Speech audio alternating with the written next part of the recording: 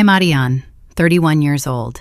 For 5 years, I breathed drywall dust and slept on air mattresses to restore a derelict Savannah mansion into a historic masterpiece with my own money. But my mother did not care about my blood, sweat, or architectural degree. When my younger brother bankrupted his third business, she cornered me with a pen and a deed. "Your brother needs a house," she said. "Sign your estate over to him, or you are no longer my daughter."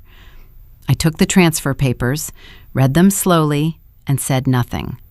I did not sign them. Instead, I transferred my property into an irrevocable trust. 7 days later, they showed up at my front door with a corrupt notary to claim their prize. What happened next left my mother stripped of her own ancestral wealth and my brother facing federal prison. Before we dive into the details, if you enjoy stories about forensic revenge and dismantling toxic family secrets, take a moment to subscribe to Grape Echo Stories. Drop your age and your city in the comments. I would love to know who is listening. Now let me take you back exactly 1 week to the night my mother issued her ultimatum. It was the Savannah Historical Society Gala. The Oglethorpe Ballroom smelled of expensive gin, old Southern money, and quiet desperation. I stood near the mahogany wainscoting of the library cornered. My mother, Cecilia, blocked the main exit. She wore her signature sweet, unyielding smile, the kind of smile she used to weaponize Southern guilt. My younger brother, Bobby, leaned against a tufted wingback chair, nursing a tumbler of bourbon. Bobby was 28 and supposedly destitute. His logistics startup had just folded, leaving him drowning in debt. Yet as he raised his glass, I noticed the timepiece on his wrist, a platinum Patek Philippe, $40,000 shining under the crystal chandelier. "It is a simple transfer of deed, Ariane," my mother said, her voice dripping with artificial warmth. She slid a thick manila folder across the antique side table. "Sign the papers tonight. The notary will process them in the morning." I looked at the folder.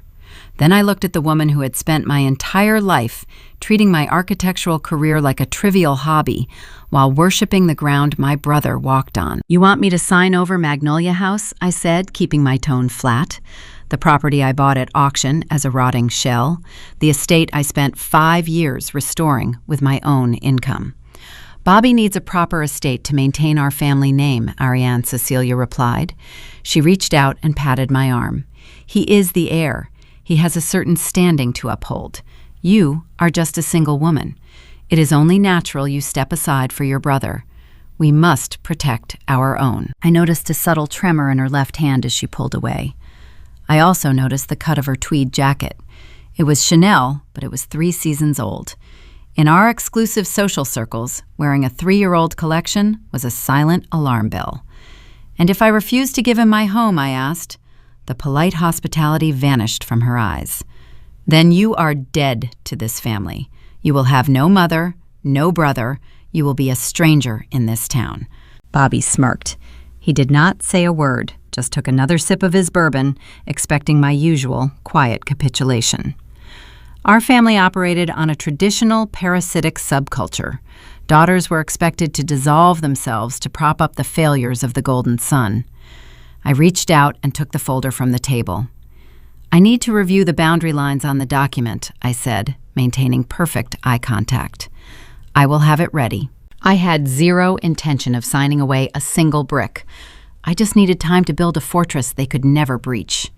The next morning, I stood in the kitchen of Magnolia House. The morning light poured through the restored stained glass windows, illuminating the heart pine floors I had sanded by hand. My phone buzzed.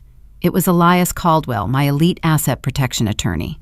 I had sent him a scan of the transfer deed the moment I left the gala. "We have a serious problem," Elias said. His voice lacked any standard pleasantries.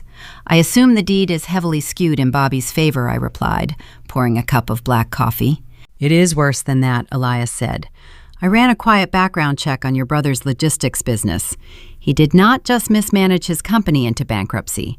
He owes $500,000 to off-the-books private lenders. These are not commercial bankers, Ariane. These are men who collect debts with baseball bats. They are actively hunting for attachable assets." I set my coffee mug down on the marble counter.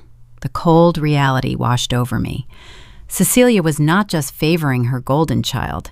She was trying to use my life's work as a meat shield to absorb his illicit debts.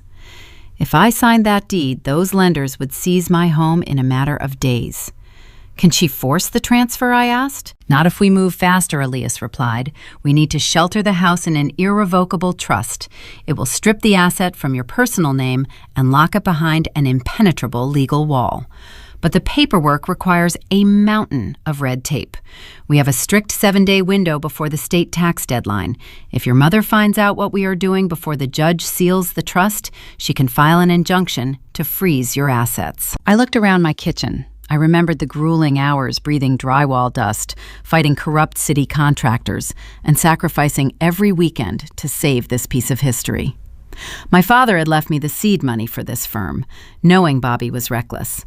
I was not going to let my mother hand my legacy over to loan sharks. Start the paperwork, I told Elias. I will keep them distracted. Be careful, Elias warned. If those lenders figure out Bobby is hiding behind your family name, they will not wait for a court order. I ended the call and walked out to the wraparound veranda. The air felt heavy, thick with the humidity that always preceded a Georgia thunderstorm. I knew my mother was ruthless, but I had underestimated her willingness to throw me to the wolves. I pulled out my phone and sent her a polite text message asking for a minor clarification on the property lines. It was a calculated stall tactic. I was going to play the obedient daughter for exactly 7 more days. The mahogany-paneled walls of Elias Caldwell's office absorbed sound, creating a vacuum of silence right in the heart of downtown Savannah. I sat in a tufted leather chair that smelled of expensive cigar smoke and old paper, watching my attorney spread a series of financial dossiers across his desk. Elias was a man who did not deal in hypotheticals. He built legal fortresses for old money families and dismantled them when the heirs turned on each other. He slid a printed photograph toward me. It showed my brother Bobby walking out of a windowless warehouse near the shipping docks. Behind him stood the 2 men who had rattled my front gates the night before. Elias explained that Bobby had bypassed traditional banking months ago.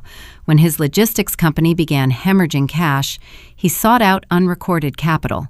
He borrowed $500,000 from a syndicate that did not check credit scores.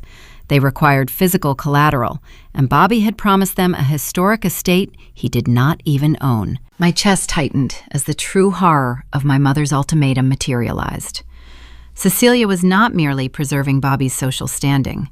She knew exactly what kind of men were hunting her son.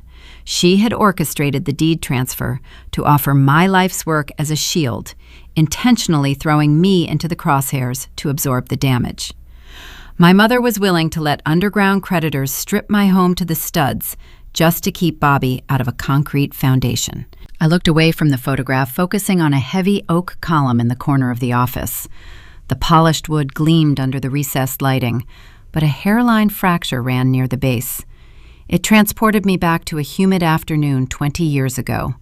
My father had taken me to a restoration site on Jones Street. I was 11 years old, wearing oversized safety goggles, tracing my fingers over a beautiful, freshly painted antebellum pillar. It looked invincible. My father handed me a heavy steel crowbar and told me to strike the wood. When I hesitated, he placed his hands over mine and swung. The pillar crumbled instantly, sending a cloud of gray dust into the air. He knelt beside me, pointing at the hollowed-out center. "It looks strong on the outside, Ariane," he said, wiping the dust from my cheek, "but the core is entirely eaten away. That is dry rot. It hides behind a fresh coat of paint, but the structure is already dead." That memory anchored my resolve. My family was a victim of dry rot. The Chanel jackets, the exclusive gala invitations, the arrogant smirks over bourbon glasses. It was all a fragile coat of paint hiding moral bankruptcy. I was the only solid beam left in the bloodline, and I refused to let them drag my foundation down with them. "What is our countermeasure?" I asked, turning my attention back to Elias. He tapped a thick stack of blank legal forms. We sever your personal connection to the asset. We draft an irrevocable trust. This legal instrument transfers ownership of Magnolia House from you as an individual to a protected entity. You will serve as the sole trustee, retaining full control, but on paper, Ariane Helen will own nothing for creditors to seize. It makes the property bulletproof against personal debts, family claims, and underground syndicates. I reached for a pen from his desk. Show me where to sign. Elias held up a hand, stopping me.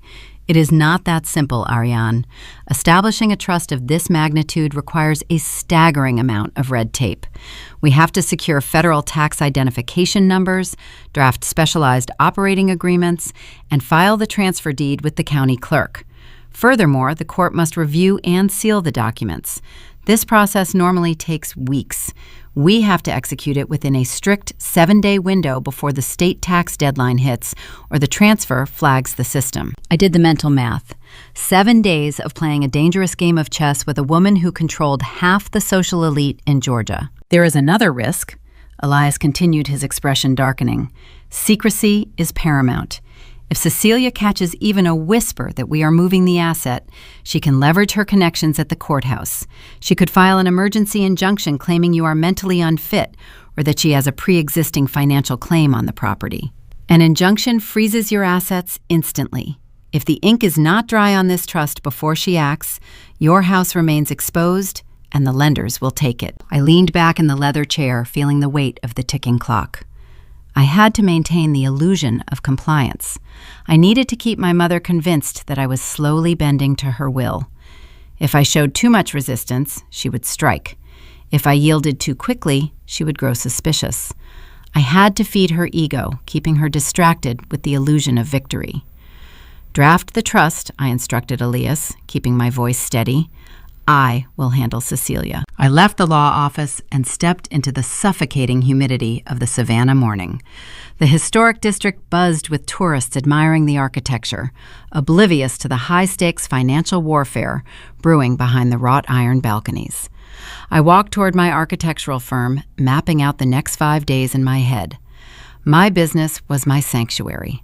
I had built a boutique preservation agency from the ground up, earning lucrative municipal contracts by maintaining an unblemished record of compliance and structural integrity. When I pushed through the glass doors of my office, the atmosphere was chaotic.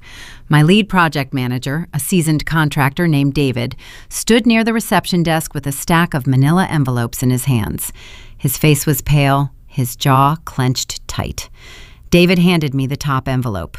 "We just received notice from the state licensing board," he said, dropping his voice to a harsh whisper so the junior staff would not hear. I pulled the letter from the envelope. It was stamped with the official red seal of the Georgia Department of Historic Preservation. My eyes scanned the dense bureaucratic text, landing on the operative paragraphs. My firm was being subjected to an immediate, comprehensive audit. The board cited anonymous reports of severe code violations across 3 of our active restoration sites. They were demanding a halt to all current construction pending a full review of our structural permits. My stomach plummeted. Cecilia sat on the advisory committee for that exact state licensing board. This was not a random administrative check. This was a targeted warning shot. My mother had realized that a simple verbal threat at a party might not be enough to force my hand. She was showing me her reach. By weaponizing her society connections, she could paralyze my business, freeze my municipal income, and destroy my professional reputation in a matter of days. She wanted me to understand that my independence was an illusion, allowed only as long as I remained useful to the family hierarchy. "They are dispatching field inspectors to the Jones Street site tomorrow morning," David said, running a hand through his graying hair. "Ariane, if they pull our permits, we breach our contracts. The city will hit us with penalty fees that could bankrupt the firm." "Who called in these violations?" I folded the audit notice and slipped it into my leather briefcase. I did. I lied. It is a procedural error on the municipal side. I will handle it. Keep the crews working on the interior framing until the inspectors arrive. I walked into my private office and locked the door, leaning against the heavy wood. The pressure was compounding from every direction. I had to stall the state inspectors, maintain a spotless professional defense, and feed my mother a convincing narrative of surrender, all while Elias navigated the labyrinth of trust laws. My phone vibrated in my pocket. A new message illuminated the screen. It was from Cecilia. The text read, "I have scheduled an interior designer to visit Magnolia House this Thursday. Bobby wants to open up the parlor for a modern entertainment space.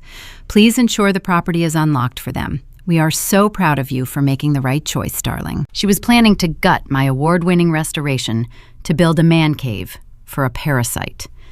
The audacity was breathtaking.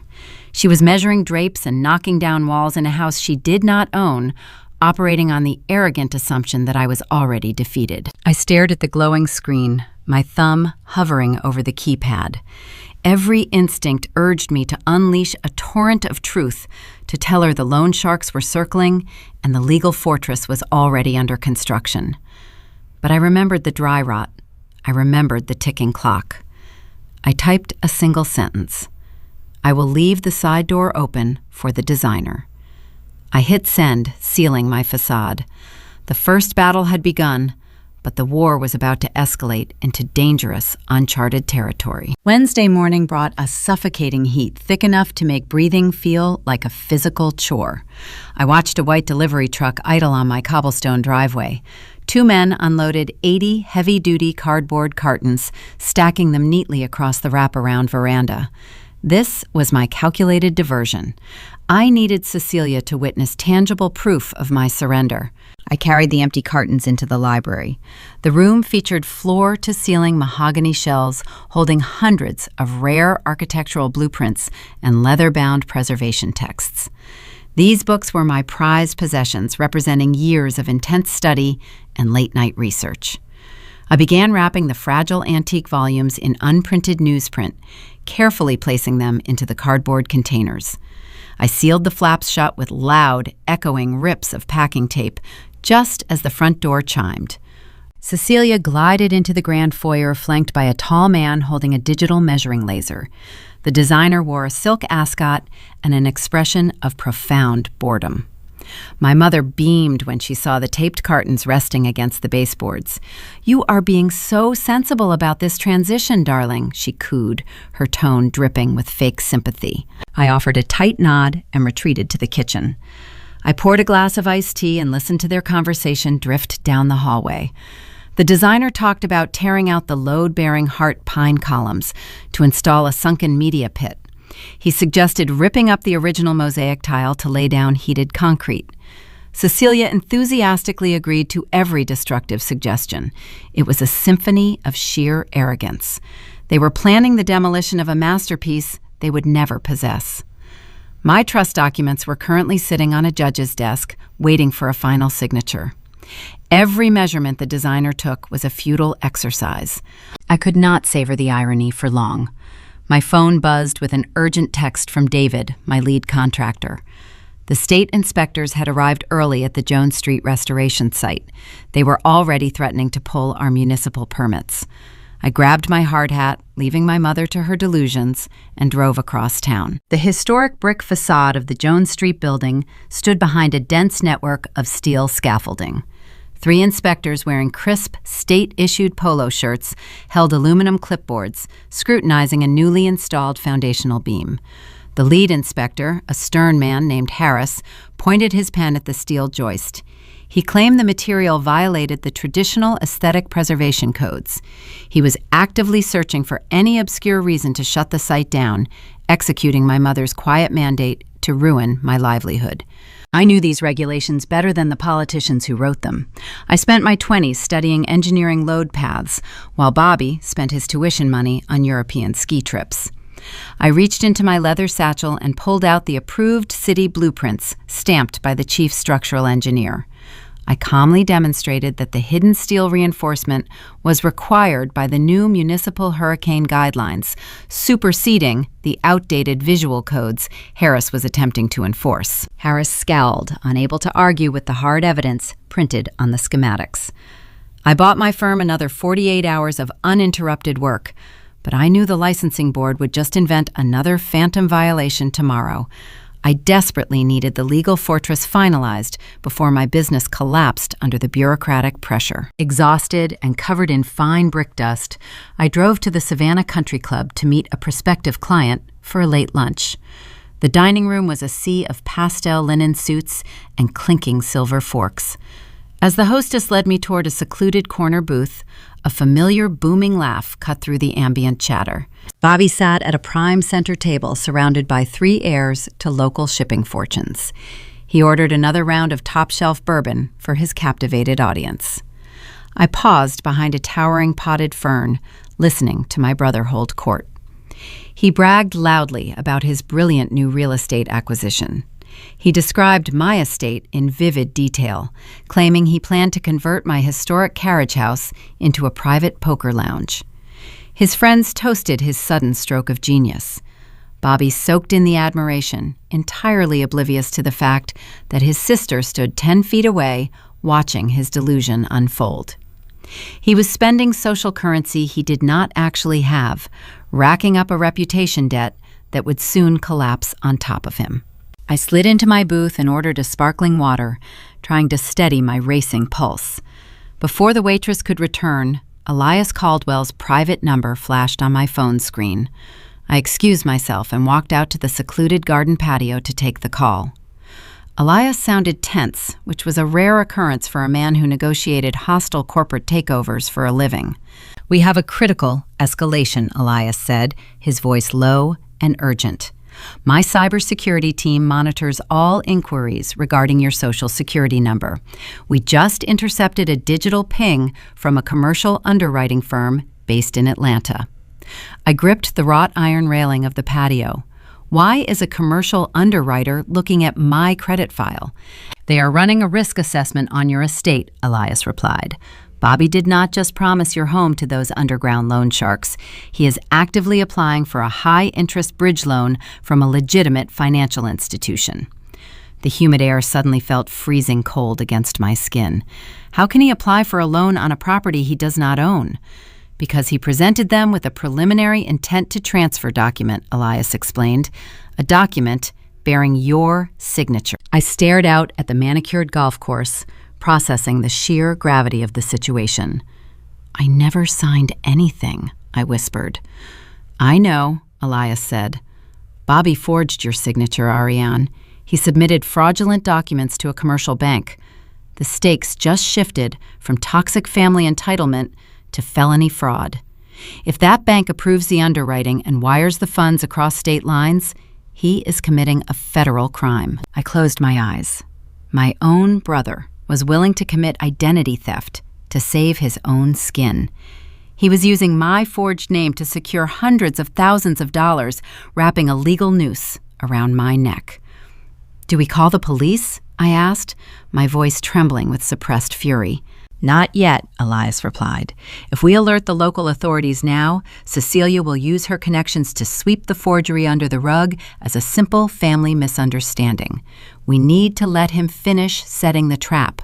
When he accepts the wired funds, the crime becomes a federal matter beyond your mother's jurisdiction." The game had fundamentally changed. My family was no longer just greedy. They were dangerous criminals. I had to smile through the upcoming family dinner, knowing my brother had forged my name, and my mother was orchestrating my ruin. The clock was ticking, and the explosive confrontation was drawing closer by the second. I left the secluded garden patio of the country club and walked swiftly to my car, leaving my sparkling water untouched on the table. The drive back to downtown Savannah felt like navigating through a suffocating dream. The picturesque avenues lined with centuries-old oak trees and stunning antebellum architecture seemed to mock my current reality. I spent my life preserving the structural integrity of these historic homes, dedicating my career to saving foundations from decay. Yet the foundation of my own family was rotting from the inside out, consumed by an entitlement so profound it had crossed the threshold into criminality. By the time I pushed through the heavy glass doors of Elias Caldwell's law firm for the second time that day, my initial shock had evaporated. In its place remained a cold, calculated determination. The receptionist did not ask me to wait. She simply nodded and buzzed me through to the inner sanctum. Elias stood near his expansive corner window overlooking the Savannah River. He held a thin, unmarked manila folder. He did not offer a polite greeting or a reassuring smile. He simply turned, walked to his polished mahogany desk, and placed the folder squarely in the center. I pulled out the leather guest chair and sat down, opening the cover. Inside rested a high-resolution, printed copy of a commercial bridge loan application. The document requested a staggering sum of $500,000. Under the designated collateral section, the paperwork listed the exact legal description and address of Magnolia House, citing my meticulously restored property as an unencumbered asset available for immediate seizure upon default. My eyes drifted toward the bottom right corner of the final page. There, resting on the designated primary borrower line, was my signature. I leaned closer, studying the dark ink strokes with the critical eye of an architect accustomed to spotting minute structural flaws. It was a highly practiced imitation. The flowing loop of the first letter and the sharp, distinct angle of my surname closely mimicked my handwriting. However, the pen pressure was entirely wrong. The ink bled slightly heavier on the downward strokes, revealing the subtle hesitation of a thief attempting to copy a masterpiece. Bobby had likely spent hours practicing my name on scrap paper in his luxury apartment before committing his felony to the official bank document. My brother was famously lazy, a man who refused to work a standard 40-hour week, but his sheer desperation had forced him to become creative. Yet I knew Bobby could not execute this level of financial deception alone. A commercial lending institution does not underwrite a $500,000 loan on prime historic real estate without conducting basic due diligence. They require government-issued identification, a verified title search, and an in-person signature authenticated by a licensed state official. I looked slightly to the right of my forged signature and found the missing piece of the puzzle. Stamped firmly into the heavy paper was a raised, circular seal. The imprint was distinct, featuring a specialized brass embosser that left a unique, textured crest. I recognized that crest immediately. It belonged to Richard Belmont, our family's long-standing personal notary. Richard was a permanent fixture in Savannah's upper crust. He attended the same preservation galas, drank the same expensive bourbon, and owed his lucrative career entirely to my mother's social endorsements. Years ago, Richard was a struggling clerk. Cecilia had elevated him by recommending his services to the old money families, making him eternally indebted to her influence. Cecilia had clearly summoned him to her estate, handing him the forged document and instructing him to stamp it without asking a single question. But a corrupt notary was only half the equation. The bank still had to approve the fraudulent paperwork. How did this bypass the bank's internal underwriting department, I asked, tracing the raised brass seal with my index finger. The ink felt cold against my skin. Elias tapped the corporate header of the loan application. Look at the originating branch. The document featured the blue logo of Savannah Coastal Trust. The branch manager listed on the approval line was Jonathan Mercer. Jonathan was another dedicated, ambitious member of Cecilia's curated inner circle. He was a man who desperately wanted a seat on the board of the Savannah Historical Society, a prestigious position that my mother ruthlessly gatekept. Cecilia had bypassed standard legal due diligence by utilizing her web of influence. She called in a heavy favor from a bribed official to fast-track a fraudulent loan, ensuring no one bothered to verify the true owner of the collateral. "They are operating like a cartel," I said, feeling a chill radiate down my spine despite the sweltering heat outside. My own mother orchestrated a felony just to protect a gambler. Elias walked over to a leather armchair and sat down, folding his hands, resting them on his knees. "This is where their arrogance becomes our greatest weapon, Ariane. They are so accustomed to playing by their own twisted rules in this city that they fail to consider the broader jurisdictional implications of their actions." He leaned forward, his voice dropping into a serious clinical tone. Savannah Coastal Trust is a local regional branch, but their primary financial underwriting division is headquartered in Miami, Florida. When Jonathan Mercer processes this application tomorrow morning, the bank will electronically transmit the approved funds from a Florida server directly into Bobby's local Georgia checking account. I looked at Elias, slowly grasping the magnitude of his words. If Bobby forged a physical check at a local grocery store, the local police would handle the investigation. Elias explained, mapping out the legal battlefield. Your mother could easily bribe a precinct captain or leverage a judge to lose the paperwork. However, the moment Bobby's fraudulent loan crosses state lines via an electronic bank transfer, it ceases to be a minor local issue. It instantly escalates to a severe federal wire fraud felony. The Federal Bureau of Investigation takes immediate jurisdiction. Your mother's country club connections hold zero weight with a federal prosecutor. The mandatory minimum sentencing for this level of crime ensures prison time. The strategy was breathtaking in its severity. Elias was not merely suggesting we stop the loan from being approved. He was advising a strategy of total forensic retribution. We let them take the money, I realized, my voice barely a whisper in the quiet office. Exactly, Elias confirmed, a sharp glint appearing in his eyes. We allow the trap to spring. We let Jonathan Mercer process the illegal paperwork. We let Richard Belmont's corrupt brass stamp authenticate the lie. We let Bobby watch the $500,000 hit his bank account. The precise moment that electronic ping registers across state lines, their fate is permanently sealed in a federal database. We finish securing the irrevocable trust to protect your historic house, and then we hand this forged application directly to the FBI. I stared down at the forged signature again. My family had viewed me as a disposable asset, a sacrificial lamb offered up to protect their toxic hierarchy. They expected me to surrender my estate quietly, assuming I lacked the spine to fight back. Instead, their blinding greed had handed me the exact weapon needed to dismantle their entire corrupt empire. The lingering guilt I felt over fighting my own blood vanished, replaced by a hardened resolve. I authorize it, I said, looking Elias directly in the eye. Let them process the loan. Let them take the funds. Elias nodded approvingly, pulling a fresh stack of legal documents from his drawer. Excellent decision. Now we must focus our energy on finalizing your trust. The judge is reviewing our initial filings this afternoon. We are slightly ahead of schedule, but we still need you to maintain your compliant facade for a few more days. Cecilia must believe her plan is succeeding perfectly. If she suspects anything is wrong, she will cancel the loan transfer, and we lose our federal leverage. I gathered my things, slipping my phone into my blazer pocket. I can play the obedient daughter, I assured him. I will keep her distracted. As I walked out of the office building and stepped back into the sweltering Georgia heat, my phone chimed with a new notification.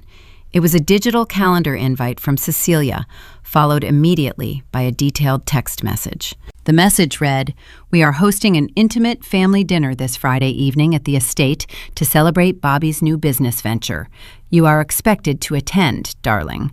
It will be a wonderful opportunity for you to formally present the signed deed to your brother. Do not disappoint us." A pre-celebration dinner.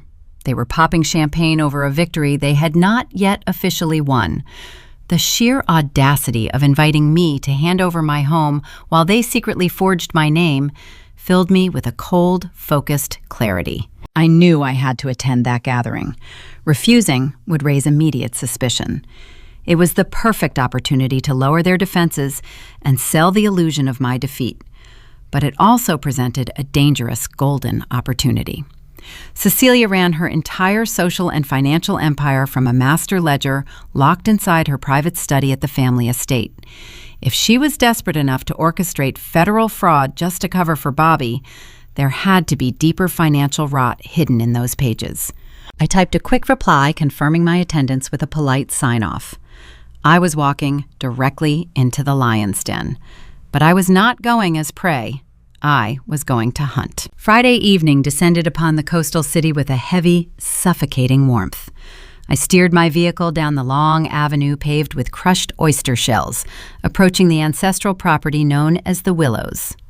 My mother resided in a sprawling Greek Revival mansion that had served as the focal point of high society gatherings for generations. From a distance, the towering white columns and perfectly manicured lawns projected an image of untouchable wealth. However, my profession trained me to spot hidden decay. As I parked near the circular fountain, I noticed peeling paint near the upper cornices and unpruned ivy creeping into the gutter system. These were subtle indicators of deferred maintenance. Wealthy homeowners rarely allowed their exterior facades to degrade. It was a minor detail, but my senses were already on high alert. I walked up the marble steps and pushed open the heavy mahogany front door. The foyer smelled of lemon polish and expensive floral arrangements. Cecilia stood near the sweeping staircase draped in emerald silk, looking every bit the triumphant matriarch. Bobby slouched against a nearby console table, swirling amber liquid in a crystal tumbler. He wore a smug grin, clearly reveling in his impending, unearned windfall. We moved into the formal dining room, taking our seats beneath a glittering chandelier. The ensuing meal was an exercise in psychological endurance. I chewed roasted duck and smiled through 2 hours of condescending remarks disguised as polite conversation. Cecilia directed the dialogue, ensuring every topic subtly reinforced my inferior status. She spoke at length about Bobby's bright future, detailing his imaginary real estate ventures, while ignoring the thriving preservation firm I had built from nothing. When the plates were cleared, my mother tapped her silver spoon against her wine glass. The sharp, ringing sound commanded immediate silence.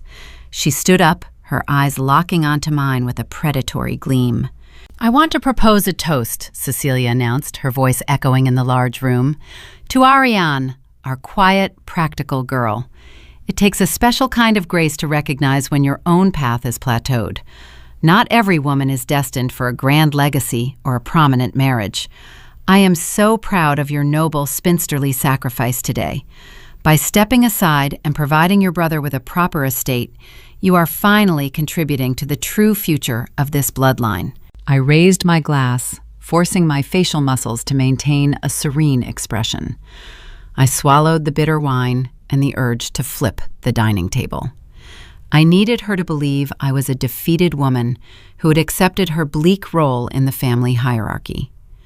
"Thank you," I replied softly, playing the part flawlessly. Satisfied with my public submission, Cecilia suggested we retire to the wraparound veranda for after-dinner cordials. The humid night air offered a slight reprieve from the suffocating tension inside. Bobby immediately lit a cigar, bragging about the custom Italian furniture he planned to order for my library. I waited 10 minutes, allowing them to relax into their arrogant delusions before standing up. I excused myself, claiming I needed to use the powder room. Once inside the quiet hallway, I moved swiftly past the guest bathroom. I walked down the dim corridor toward the west wing, arriving at the solid oak door of my mother's private study. This room was her inner sanctum. It was where she curated guest lists, handled private correspondence, and managed the family finances. I turned the brass knob. It was locked. I reached up and ran my fingers along the top molding of the door frame. 20 years ago, I had watched my father hide a spare iron key in this exact groove. My hand brushed against cold metal. I pulled the key down, inserted it into the lock, and pushed the door open. The study was bathed in shadows, illuminated only by the moonlight filtering through the plantation shutters. I did not dare flip the light switch. I retrieved my phone, relying on the faint glow of the screen to navigate toward the antique roll-top desk. Cecilia was a woman of archaic habits. She distrusted digital accounting software, preferring to track her wealth in a physical ledger. I opened the center drawer. Resting beneath a stack of personalized stationery was a thick, leather-bound ledger book. I opened the cover and navigated to the most recent financial quarter. I held my phone above the pages, snapping rapid, high-resolution photographs of every column spreadsheet and transaction log. I captured dozens of pages, my heart pounding a frantic rhythm against my ribs. If the floorboards creaked, or if Bobby decided to wander inside for another bottle of bourbon, my entire covert operation would disintegrate. I finished photographing the final balance sheet, returned the ledger to its exact position, and locked the door behind me. I replaced the spare key on the molding and walked back out to the veranda, my pulse slowly returning to normal. I stayed for another 20 agonizing minutes, offering polite farewells before escaping into my car. I drove straight to Elias Caldwell's residence. My attorney lived in a modern penthouse overlooking the historic district. He met me at the door wearing casual clothes, holding a tablet. We walked into his home office, and I immediately transferred the encrypted photographs from my phone to his secure server. Elias enlarged the images on his dual monitors. His eyes scanned the handwritten columns, deciphering the complex web of assets, liabilities, and routing numbers. The room remained silent for several minutes as he cross-referenced the figures against public property records. When Elias finally spoke, his voice carried a tone of profound disbelief. Ariane, you were operating under the assumption that your mother was simply favoring your brother. You believed she was forcing you to surrender your home to save him from loan sharks. I nodded, watching the numbers blur on the screen. That is what she demanded. Elias shook his head, pointing a pen at a specific column of outgoing wire transfers.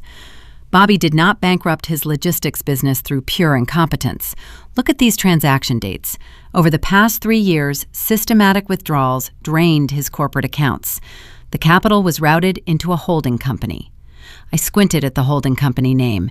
It matched a subsidiary listed on my mother's personal balance sheet. Cecilia embezzled the funds from her own son, Elias explained, mapping out the true depth of the betrayal. She siphoned the working capital out of his business to cover her own catastrophic losses. Your mother made a series of disastrous investments in commercial real estate a decade ago. Her ancestral home, the mansion you just left, is mortgaged to the maximum limit. She is entirely broke. The revelation hit me like a physical blow. The elegant gala dresses, the country club memberships, the arrogant toasts. It was all a desperate illusion, funded by stolen money. Bobby was a toxic parasite, but he was also a pawn. Cecilia was the master orchestrator. She had secretly ruined his business, which forced him to borrow money from dangerous underground lenders. She does not just need your house to save him, Elias concluded, his eyes narrowing. She needs your property to save herself. If Bobby defaults, the loan sharks will come looking for blood. If they trace the missing money back to her holding company, they will target her next. She plans to use your debt-free estate as collateral to secure a substantial line of credit, pay off the underground lenders, and keep her own mansion out of foreclosure. I sat back in the chair, absorbing the scale of the deception. My mother had engineered a perfect trap, sacrificing my future to plug the holes in her sinking ship. She was so desperate to maintain her status among the Southern elite that she was willing to destroy both of her children. We have a critical problem, Elias said, interrupting my thoughts. He enlarged a different section of the ledger. She wrote down a timeline here. She is not waiting until the end of the week to execute the bank transfer. She plans to push the forged bridge loan through the corrupt underwriter by tomorrow afternoon. My blood ran cold. The 7-day deadline we had relied upon was a smokescreen. Cecilia was accelerating the timeline. If that fraudulent loan processed before our irrevocable trust was signed by a judge, the federal trap would spring, but my house would still be caught in the crossfire.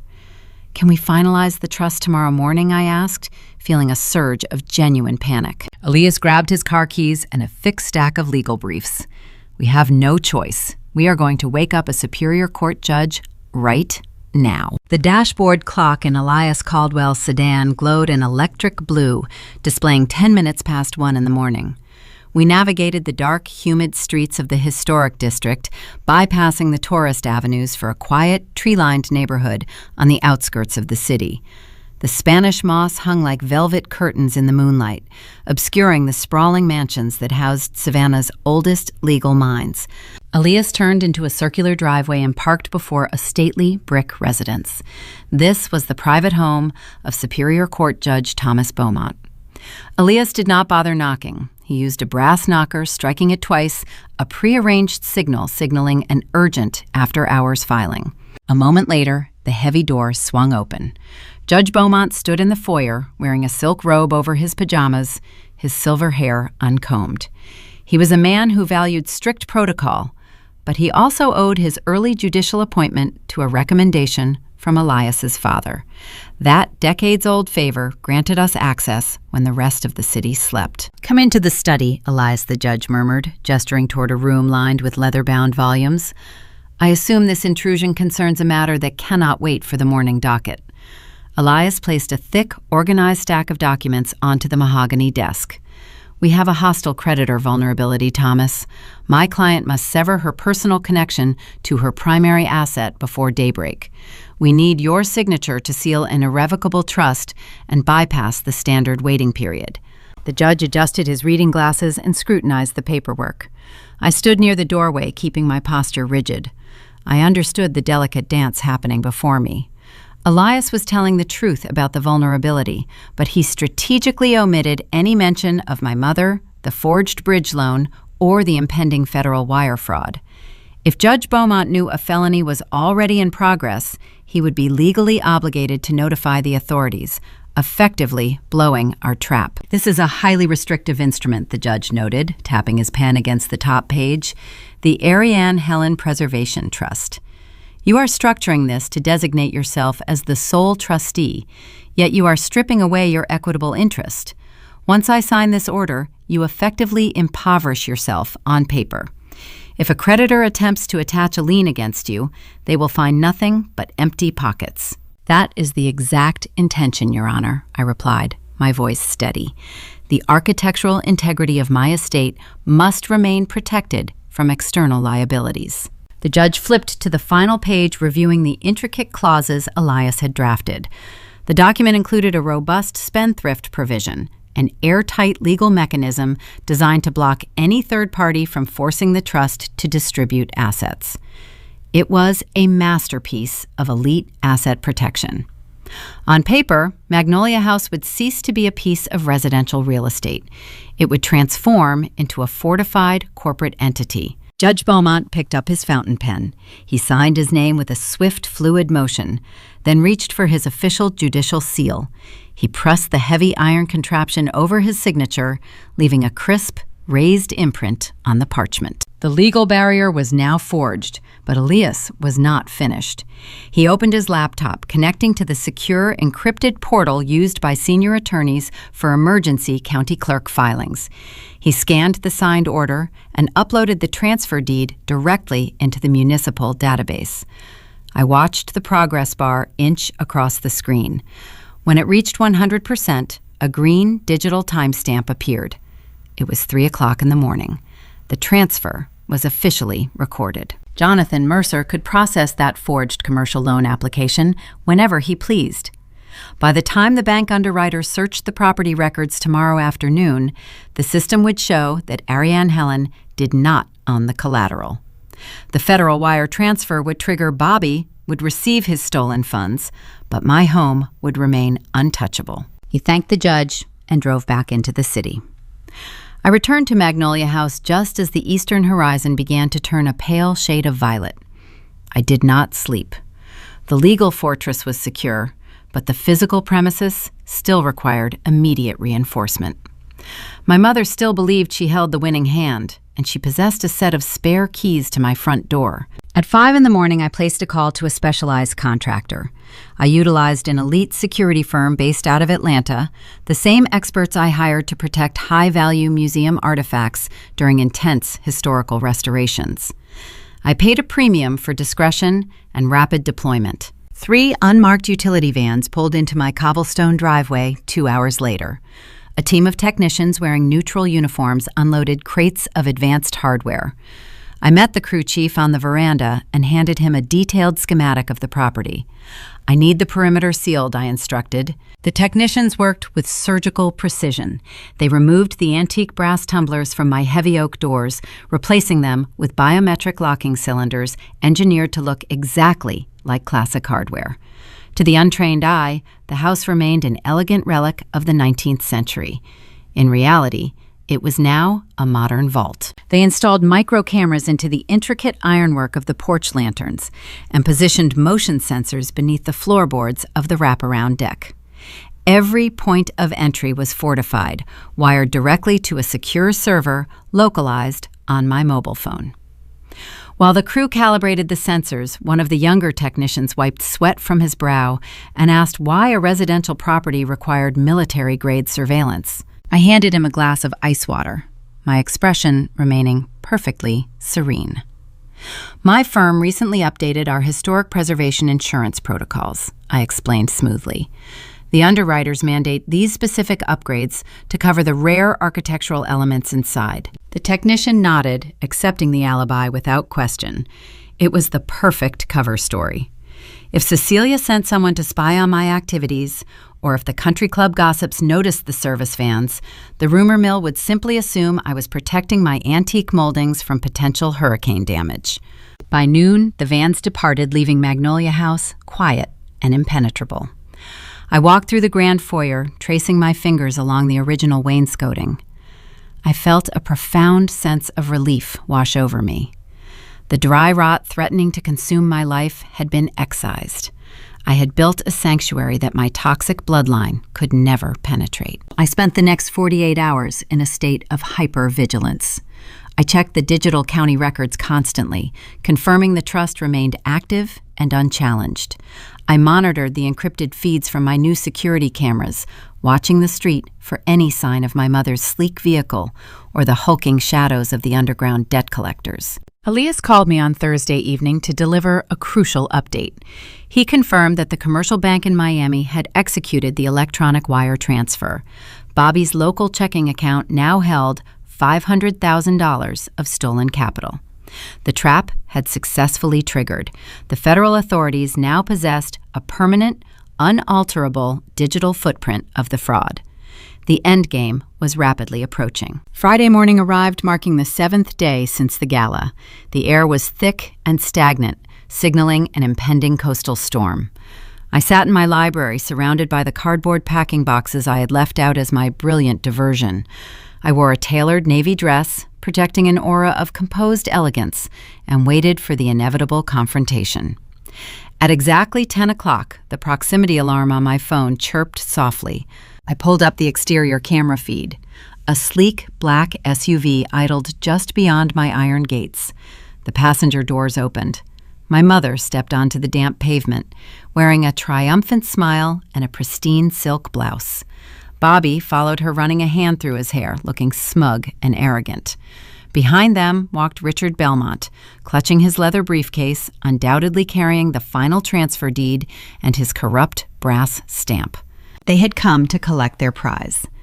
I locked my phone screen, stood up, and walked toward the heavy front door, ready to welcome them to their own destruction. The storm had not yet broken over Savannah, leaving the morning air thick, electric, and suffocating. I stood in the center of the grand foyer, flanked by the sweeping mahogany staircase I had restored by hand over 3 grueling years. Above me, a 19th-century crystal chandelier cast a warm glow across the reclaimed heart pine floorboards.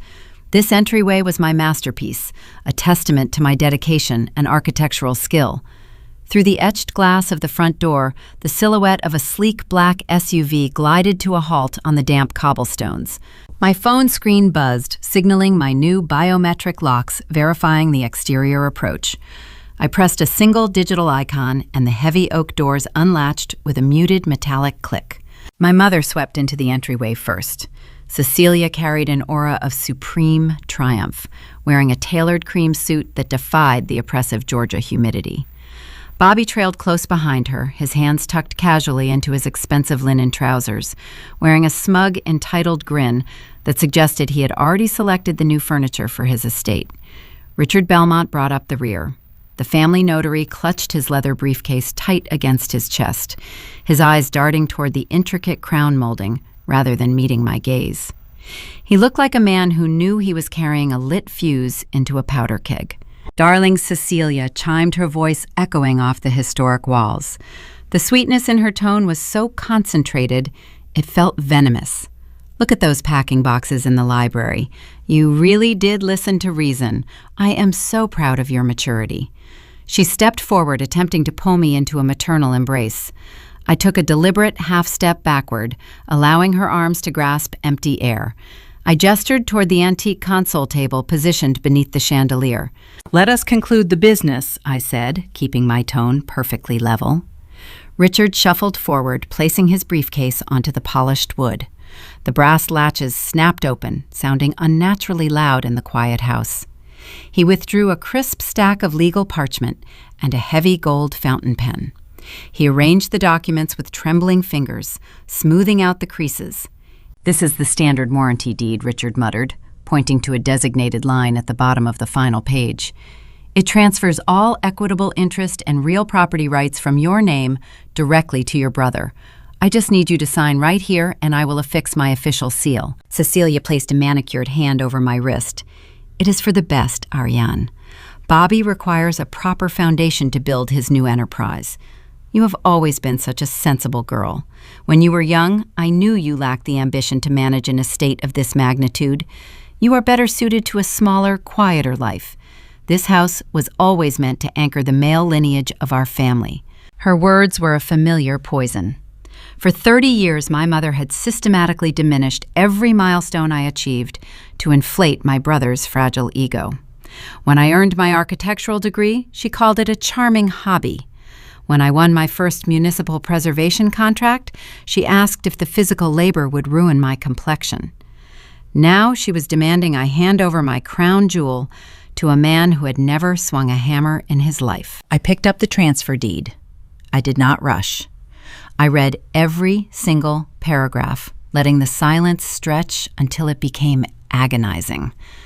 I noted the specific clauses they had drafted to ensure I surrendered all future claims to the property. Bobby shifted his weight from foot to foot, the leather soles of his loafers scraping against the floorboards. His impatience radiated through the foyer. "Well," Bobby sighed, running a hand through his perfectly styled hair, "the ink is not getting any wetter, Ariane. Sign the paper so we can get the interior decorators in here by noon. I have contractors waiting on standby to gut the parlor." I set the fraudulent document back onto the table. I placed the gold pen down right beside it. I looked my mother directly in her eyes. "No." The single syllable hung in the air, sharp and unyielding.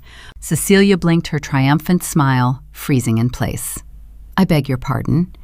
I reached into the pocket of my tailored navy dress and withdrew a folded, sealed legal packet. I dropped it onto the console table, right on top of their warranty deed. The heavy paper landed with a satisfying thud. I said, "No," I repeated, my voice dropping into a cold, clinical register. "I do not own this house anymore." Bobby frowned, stepping closer to peer at the new document. "What kind of trick is this?" "You are standing in your own foyer." I was standing in my foyer, I corrected him, refusing to break eye contact with my mother. "I am currently standing in the corporate headquarters of the Ariane Helen Preservation Trust. You are reading a certified judge-signed and county-recorded transfer order. As of 3 o'clock yesterday morning, this property was legally severed from my personal assets. It belongs exclusively to an irrevocable entity. I am the sole trustee, and neither of you are listed as beneficiaries." The realization hit the room like a physical shockwave. Richard Belmont gasped, taking a sudden step away from the table, as if the documents had caught fire. As a legal professional, he knew the implications of a sealed trust. He knew his specialized brass stamp was now entirely useless against a fortified corporate structure. Bobby grabbed the packet, tearing through the pages. His eyes scanned the judicial seals and the county clerk timestamps. The color drained from his face with terrifying speed, leaving his skin a sickly, ashen gray. The smug entitlement evaporated, replaced by sheer, unadulterated panic. He looked up at me, his chest heaving. "You transferred the title," he choked out, his voice cracking. "But the collateral, the commercial bank application." He stopped himself, realizing he was about to confess to a felony in front of a witness. But the calculus was already running through his mind. I could see the exact moment his mental gears ground to a halt. He had secured a $500,000 commercial bridge loan using this house as his guarantee. That bank transfer had cleared just hours ago. He had accepted the stolen funds across state lines from Florida. Now the collateral he promised had vanished into thin air. He had committed federal wire fraud for an asset he could never deliver. The lenders would audit the title, discover the discrepancy, and immediately flag the authorities. "You are going to prison, Bobby," I said quietly, dissecting his fate with surgical precision. "Or worse, the underground men you borrowed money from are going to find out you lied to them. Either way, you are never sleeping under this roof." Cecilia snatched the trust documents from her son's trembling hands. She tore through the pages, her eyes darting frantically across the restrictive clauses Elias had drafted. The airtight spendthrift provisions stared back at her, mocking her elaborate scheme. "You cannot do this," Cecilia hissed, her voice losing every ounce of its refined Southern charm. "I am your mother. I demand you dissolve this entity right now." I crossed my arms, holding my ground. "I will dissolve nothing. For years you demanded I shrink myself so my brother could feel tall. You allowed him to bankrupt business after business, and your solution was to cannibalize my hard work to cover his failures. You brought a corrupt notary into my sanctuary today, expecting me to roll over like an obedient casualty of this toxic bloodline. But the dry rot stops here." Ariane Richard stammered, grabbing the handle of his briefcase. "I had no idea there was an encumbrance. I should leave." "You should run, Richard," I advised the notary, "because when the federal investigators audit my brother's recent banking activity, they are going to ask a lot of questions about who stamped his preliminary paperwork." Richard bolted. The heavy front door slammed shut behind him, leaving the three of us standing in the deafening silence of the grand foyer. My mother dropped the trust documents onto the floor. The polite, maternal facade she had worn for 3 decades shattered, revealing the predatory nature lurking beneath the surface. Her features contorted with a rage so visceral it made her look like a stranger. She stepped into my personal space, her pristine Chanel jacket nearly brushing against my dress. She did not yell. Her voice dropped into a lethal, venom-laced whisper. "You think you have won because you hid your house behind a piece of paper," Cecilia snarled. "You arrogant, ungrateful little girl. You have no idea what power I wield in this city. You defied the natural order of this family, and now I am going to teach you what it means to stand alone." She grabbed Bobby by the arm, digging her manicured nails into his sleeve, and dragged him toward the exit. He stumbled behind her, still hyperventilating, his eyes wide with the realization of his impending doom. Before she crossed the threshold, Cecilia turned back to face me one last time. "Enjoy your empty house, Ariane," she said, her eyes flashing with malice, "because you are dead to this family, and by tomorrow morning, you will be bankrupt. Your business will burn to the ground." The door clicked shut, engaging the biometric locks automatically. The ambush was over, and I had successfully defended the fortress. But the relief was brutally short-lived. My mother was not a woman who made idle threats. I walked into the kitchen to pour a glass of water, my hands finally beginning to shake. I did not have to wait until tomorrow morning to discover the true extent of her wrath.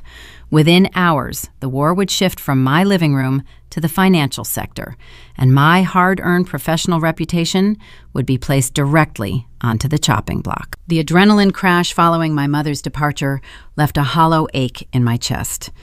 I spent the remainder of Friday evening pacing the heart-pine floors of my living room, waiting for the impending retaliation. Cecilia promised my ruin by morning, and she was a woman who always honored her threats. Sleep proved impossible. I sat at my kitchen island with a cup of black coffee, watching the digital clock on my laptop slowly tick toward dawn. At exactly 6 in the morning, I logged into my corporate banking portal to initiate the weekly payroll.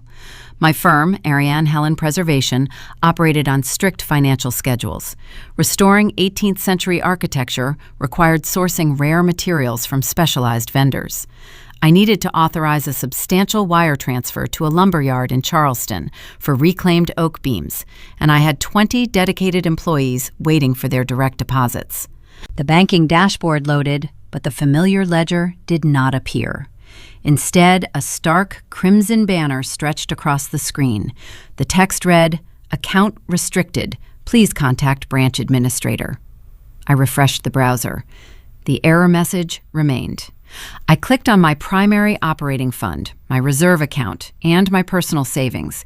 Every single balance displayed a frozen status, 0 available liquidity.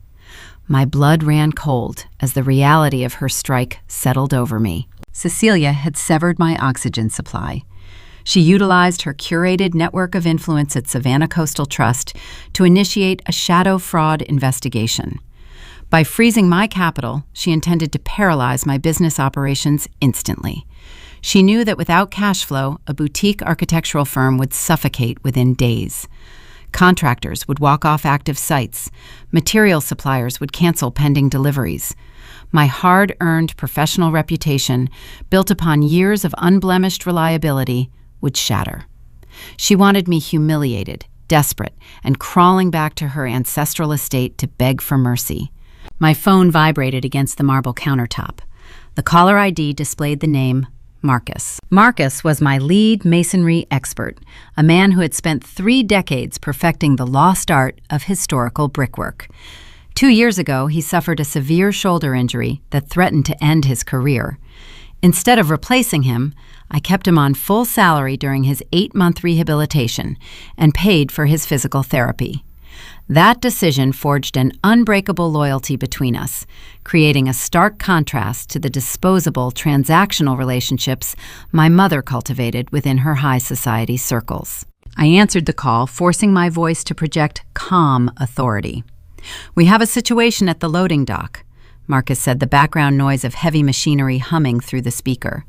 "The supplier just halted our shipment of custom-wrought ironwork. They said our electronic payment bounced. I tried using the secondary corporate card to cover the freight fee, but the terminal declined the transaction." I closed my eyes, feeling the sheer weight of the crisis. "I am dealing with a temporary banking glitch, Marcus, an administrative error on the municipal side. I am heading to the branch to resolve it right now." There was a brief pause on the line. I heard Marcus instruct a junior laborer to step away. "Listen to me, Ariane," he murmured, his tone shifting from professional to fiercely protective. "I know how tight margins can get on these municipal restorations. If the city is withholding your grant money, I have enough in my personal savings to cover the crew wages for the next week. We can keep the sites running until you sort out the red tape." That single, genuine offer nearly broke my composure. My mother had just declared me dead to her bloodline, attempting to isolate me in a city she thought she controlled. Yet here was a master craftsman willing to sacrifice his own security to keep my legacy afloat. The wealth my mother hoarded was fragile, built on lies and stolen funds. The wealth I had built was rooted in authentic community respect, and it was proving far more resilient than she ever anticipated. "I appreciate that more than you know, Marcus," I replied, my resolve hardening into steel. "But keep your savings. Tell the crew to focus on the interior framing today. I promise you the funds will clear by sunset." I ended the call, grabbed my leather briefcase, and drove straight to Elias Caldwell's office. My attorney was already sitting behind his desk, reviewing a series of printed financial statutes. Jonathan Mercer initiated the freeze, Elias stated, not bothering with a greeting as I walked through the door. The name sent a fresh wave of fury rushing through my veins. Mercer was the exact branch manager who had rubber-stamped Bobby's forged commercial bridge loan just days prior.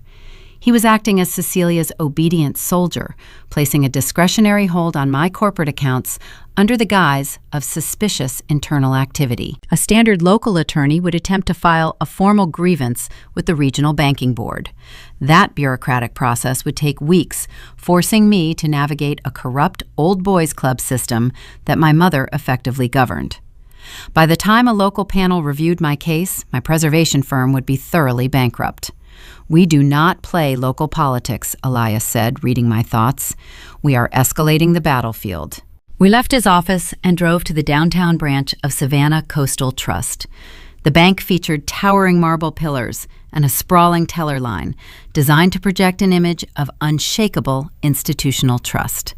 We bypassed the waiting area and walked directly toward the glass-walled executive suites in the rear of the building. Jonathan Mercer sat behind a sleek glass desk, typing on his computer. When he saw us approach, a smug, knowing smile crept across his face.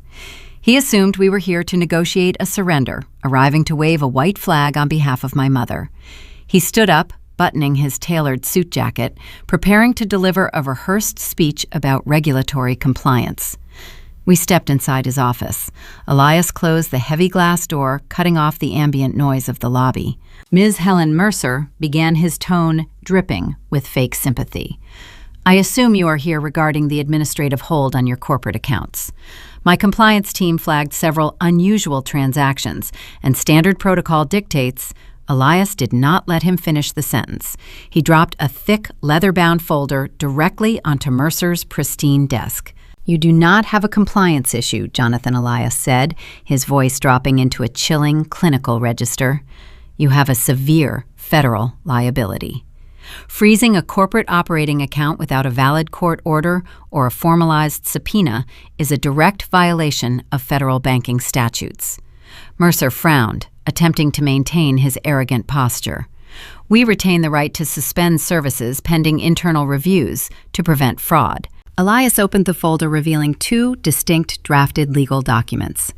The first is a formal complaint addressed directly to the Federal Deposit Insurance Corporation, Elias explained, tapping the paper. The second is a civil lawsuit naming you personally for tortious interference with a business contract. Mercer's smug expression faltered, his eyes darting toward the drafted lawsuit. Elias leaned forward, resting his palms on the glass desk. He delivered the ultimate lethal squeeze. Initiating an FDIC probe will invite federal regulators into this specific branch. They will open your entire underwriting history to forensic scrutiny.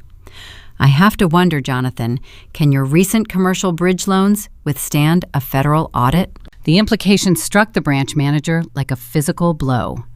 Elias was subtly referencing Bobby's forged paperwork.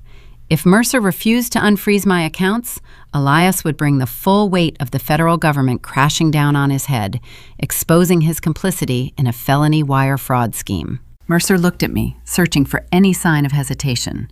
I stared back at him with icy, unwavering silence. The choice was entirely binary. He could protect my mother's fragile ego, or he could protect his own freedom. Self-preservation took the wheel.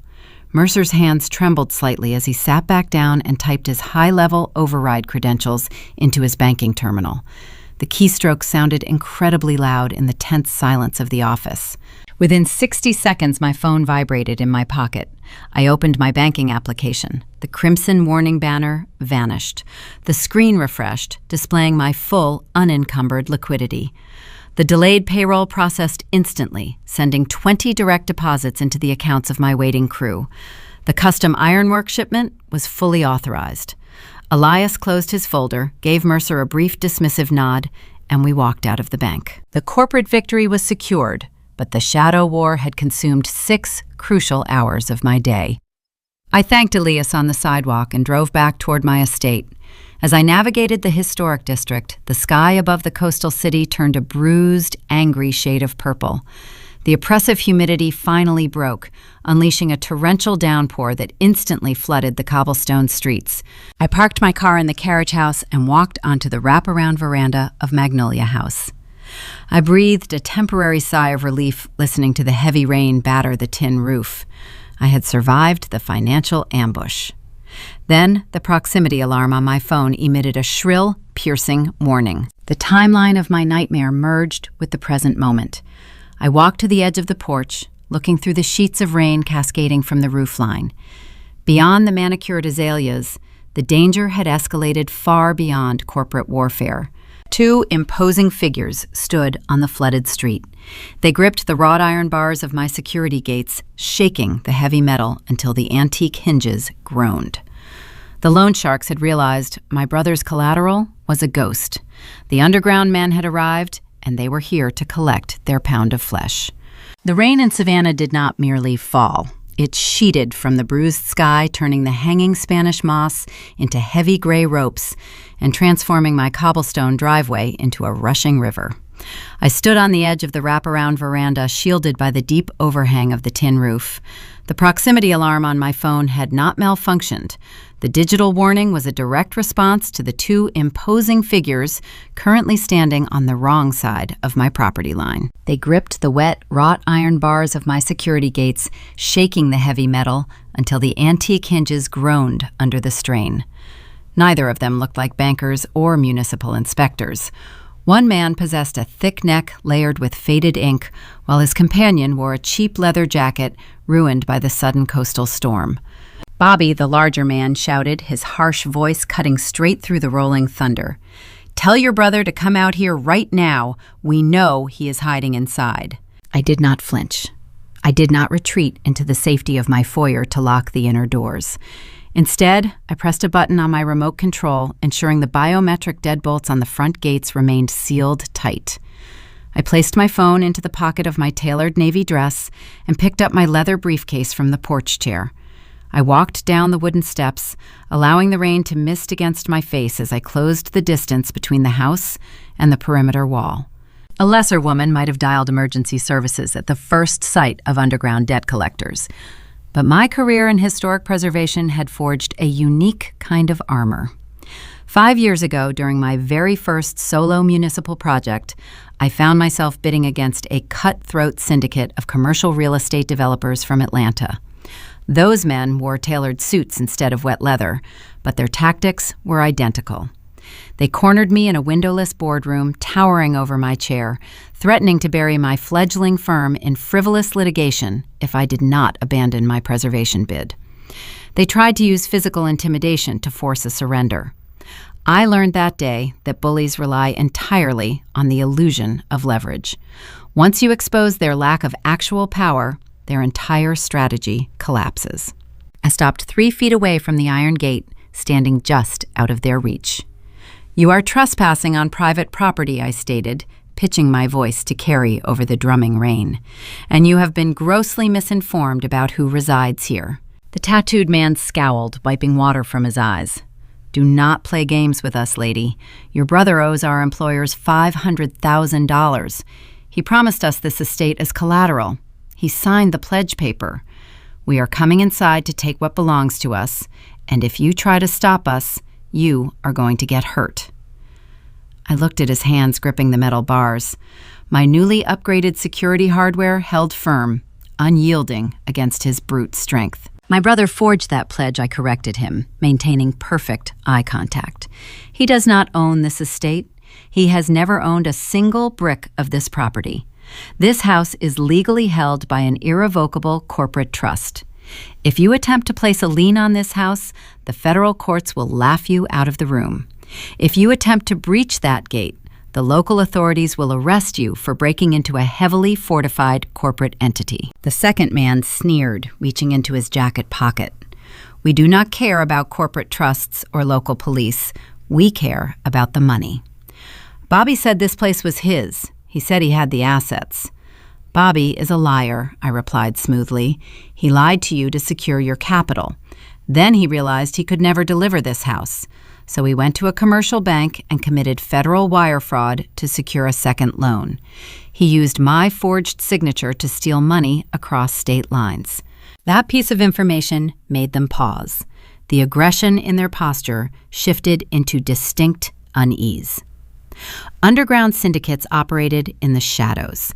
The very last thing they wanted was a debtor who had just painted a massive federal target on his own back. The involvement of federal investigators meant seized bank accounts and lengthy prison sentences for anyone caught in the crossfire. Bobby had transformed himself from a profitable mark into a dangerous liability. "He stole from a bank," the tattooed man muttered, exchanging a dark look with his partner. "Yes," I confirmed, "and the federal authorities are currently tracking his electronic footprint. You are wasting your time rattling my gates while your actual target is preparing to flee the jurisdiction." I opened the brass latch of my leather briefcase. Elias Caldwell had anticipated this exact scenario. My attorney knew that predatory lenders would eventually come hunting for the promised collateral. He prepared a contingency plan to ensure my physical safety. I pulled out a thick, laminated envelope designed to withstand the harsh weather. I slipped the waterproof envelope through a narrow gap in the wrought iron bars. The tattooed man snatched it instantly, tearing the seal open. Inside that packet, I explained, keeping my tone cold and clinical, you will find my brother's current GPS coordinates. My cybersecurity team tracked his leased vehicle just an hour ago. You will also find his current address. He is hiding in a luxury suite at a boutique hotel downtown, charging room service to a maxed-out credit card. He has your money, or whatever is left of it, sitting in a local checking account. The men studied the printed maps and the highlighted bank routing numbers. The sheer detail of the dossier proved my claims. They realized I was not a terrified civilian trying to bluff her way out of a threat. I was offering them a direct roadmap to their missing funds. If you hurry, I added, you might catch him before he tries to board a flight. The two collectors did not offer a word of thanks. They did not issue any further threats. The illusion of their leverage over me was gone, replaced by a burning fury directed entirely at my brother. They turned on their heels, splashing through the flooded street, and climbed into an unmarked sedan parked near the corner. The tires screeched against the wet asphalt as they sped away toward the downtown district, leaving my property in silence. I released a long, shaky breath, letting the adrenaline seep out of my muscles. I turned around and walked back up the wooden steps to the veranda. The physical threat was neutralized. The loan sharks were no longer my problem. They were hunting Bobby, and the impending collision would keep him occupied while the federal trap continued to close around him. I unlocked the front door and stepped into the dry, quiet sanctuary of my foyer. I peeled off my damp jacket, planning to pour a hot cup of tea and finally rest my exhausted mind. I believed I had successfully navigated the worst of the storm. Then my phone screen illuminated in my hand. It was not a message from Elias, nor was it a security alert from my perimeter cameras. It was an urgent email notification from the Savannah Historical Society. The sender was the board of directors, a committee heavily influenced by my mother. I opened the message, scanning the formal bureaucratic text. The words felt like a physical blow to my chest. The board informed me that my upcoming highly prestigious preservation award had been officially revoked. The email cited a sudden influx of credible reports detailing severe moral turpitude and unethical business practices tied directly to my firm. They claimed my recent conduct violated the core values of their institution. Furthermore, the message served as a formal notice of my immediate excommunication from their ranks. I was officially disinvited from the grand gala scheduled for that very weekend. I stared at the glowing screen, the reality of the situation settling over me like a suffocating blanket. Cecilia had realized her financial freeze failed. She knew the loan sharks would not break my resolve. So she pivoted to the one arena she controlled with absolute authority. She launched a devastating social counterattack. My mother was weaponizing the elite society she governed, whispering fabricated lies to her wealthy peers, painting me as a corrupt, unethical villain. She intended to ensure that no prominent family in Georgia would ever hire my firm again. She was attempting to destroy my legacy, not with a wrecking ball, but with a tidal wave of engineered gossip. The battlefield had shifted once more, and I was entirely isolated. The glow of my phone screen cast a harsh, artificial light across the dim shadows of my foyer. I read the email from the Savannah Historical Society 3 times, searching for a typographical error or a sign of a hacked account. There was no mistake. The digital letterhead featured the ornate crest of the board of directors. The text below it was cold, formal, and devastating. My upcoming preservation award was officially revoked. The committee cited recent, highly credible reports detailing severe moral turpitude and unethical business practices tied directly to my preservation firm. They stated my current conduct violated the core foundational values of their esteemed institution. Furthermore, the message served as a formal notice of my immediate excommunication from their ranks. I was permanently disinvited from the grand charity gala scheduled for the following evening. I locked my phone and walked slowly into my kitchen. The physical threat of the underground loan sharks had vanished, but the silence left in their wake felt far more suffocating. This was how my mother waged war. She did not use iron bars or raised voices. She weaponized her curated social empire. The Preservation Award was not merely a decorative plaque. It was the highest honor in my industry, a validation of 5 grueling years spent breathing dust and fighting structural decay. Earning that recognition was supposed to cement my legacy, independent of my family name. Cecilia knew exactly what that accolade meant to me. By stripping it away, she intended to break my spirit and isolate me from the only community I valued. The fallout materialized with chilling efficiency.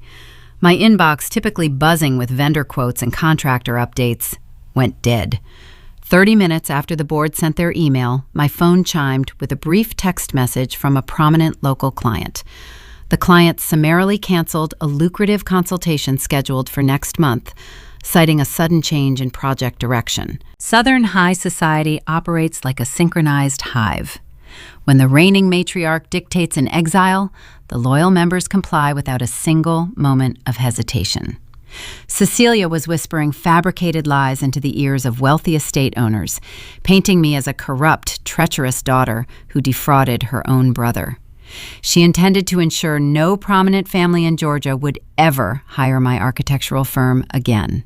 I stood at my kitchen island listening to the relentless rain batter the tin roof of my veranda. My house was a fortified vault, impenetrable to creditors and physical intruders, but I was trapped inside it. The isolation was designed to make me desperate.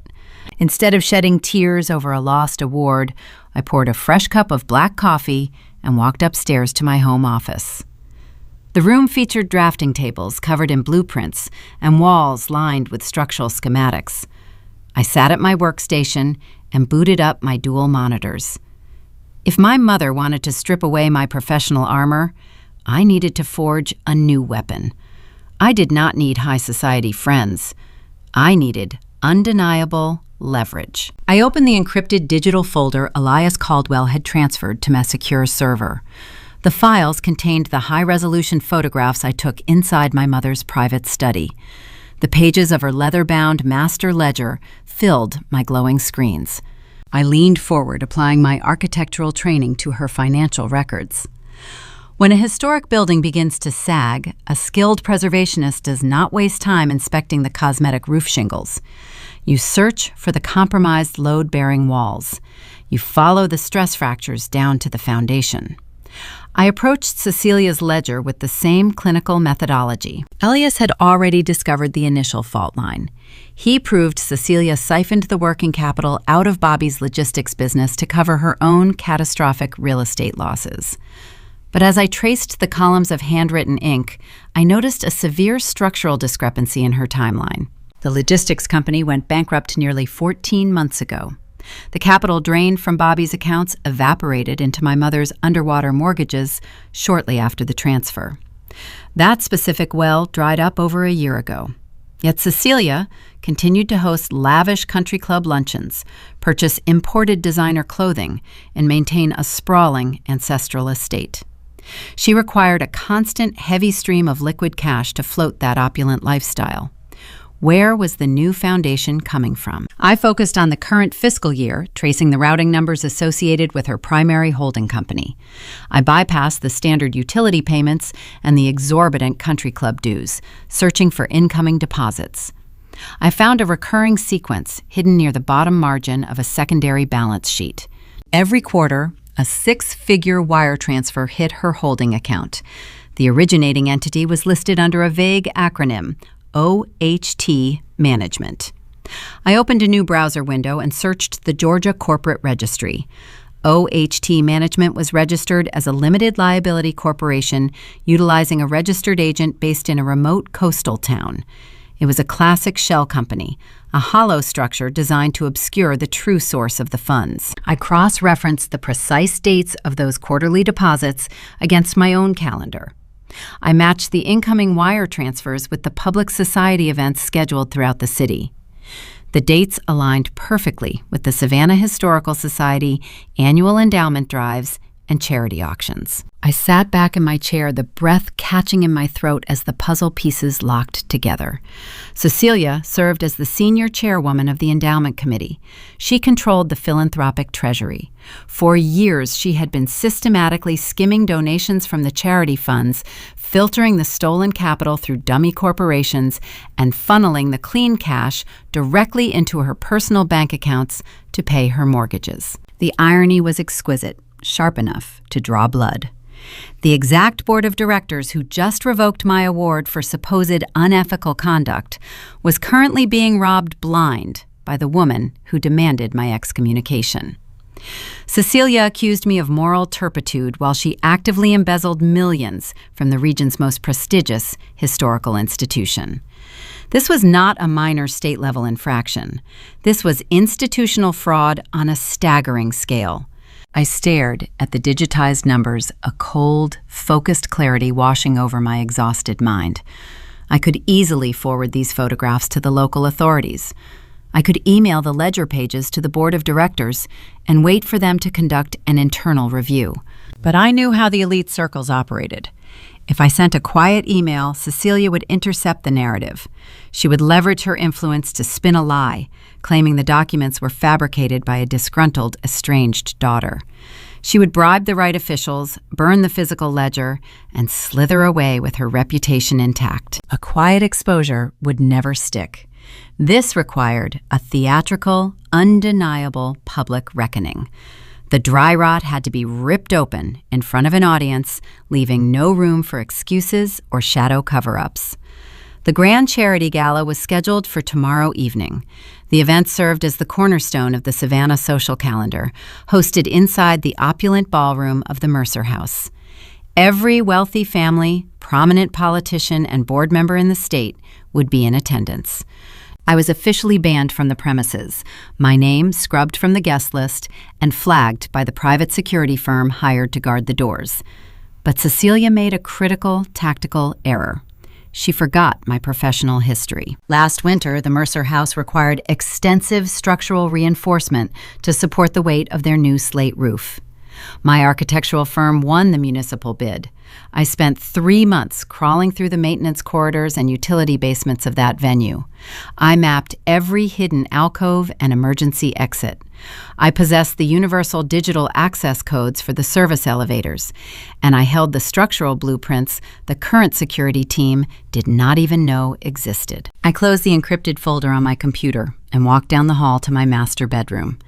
I opened my cedar closet and bypassed the conservative tailored suits I wore to planning commission meetings. I reached into the back and retrieved a custom-designed, floor-length emerald evening gown. My mother wanted to isolate me. She wanted to cast me as the villain of Savannah high society. I laid the silk dress across my bed. If I was going to be the villain, I would play the part flawlessly. I was going to crash the very gala she banned me from, and I was going to bring her entire gilded empire crashing down around her. I stared at the emerald silk evening gown resting across my bed, a beautiful piece of armor designed for a very specific battlefield. Exposing my mother's embezzlement would certainly trigger a scandal. Handing those ledger photographs to the authorities would initiate an investigation. But a criminal probe could take months, and during that bureaucratic delay, Cecilia would remain dangerous. She would hire ruthless defense attorneys, liquidate whatever hidden assets she had left, and drag me through years of grueling civil litigation just to spite my defiance. I did not want a prolonged war. I wanted a total, instantaneous checkmate. To achieve absolute victory, exposing the theft was not enough.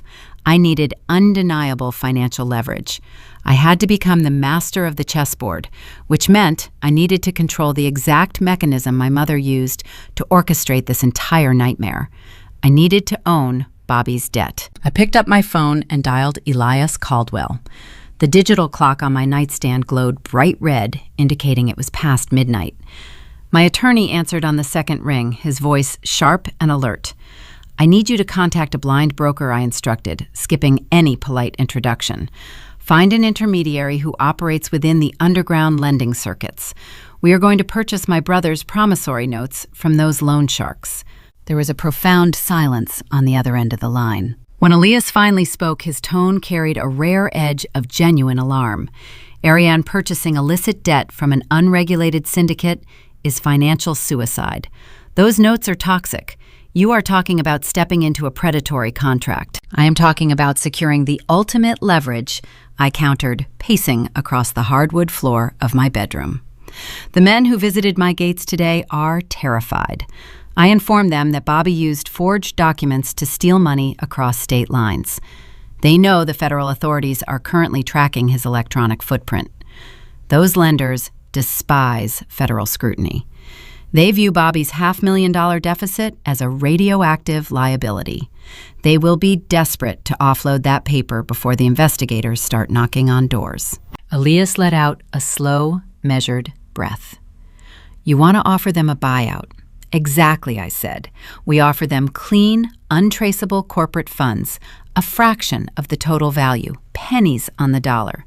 They get to walk away from a federal target with immediate liquidity, and I gain total legal ownership of the debt that my mother secretly leveraged her own estate against." The strategy is legally sound. Elias admitted the gears of his legal mind turning rapidly. The assignment of a debt contract is a standard corporate maneuver, even in the shadow markets, but the execution requires immediate capital. You will need at least $100,000 in liquid cash to make a convincing opening bid. I walked over to my desk and opened my laptop. I logged into my corporate banking portal, staring at the exact operating accounts I had fought so fiercely to unfreeze just hours prior. The screen displayed my total firm liquidity. This was the money I spent years accumulating. It represented the safety net for my crew, the operational budget for my boutique agency, and the capital I saved to bid on the monumental cathedral restoration project next spring.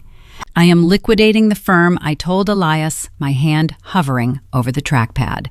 I am transferring the entire operating budget into your escrow account right now.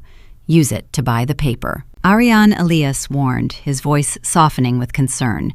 If this gambit fails, you will have zero safety net. If the board of directors refuses to listen to you tomorrow, or if Cecilia finds a legal loophole to invalidate the assignment contract, your business is finished. You will not have the funds to make payroll next week. You are risking your entire professional existence. I looked at the emerald dress. My mother had already launched a social campaign to destroy my professional reputation.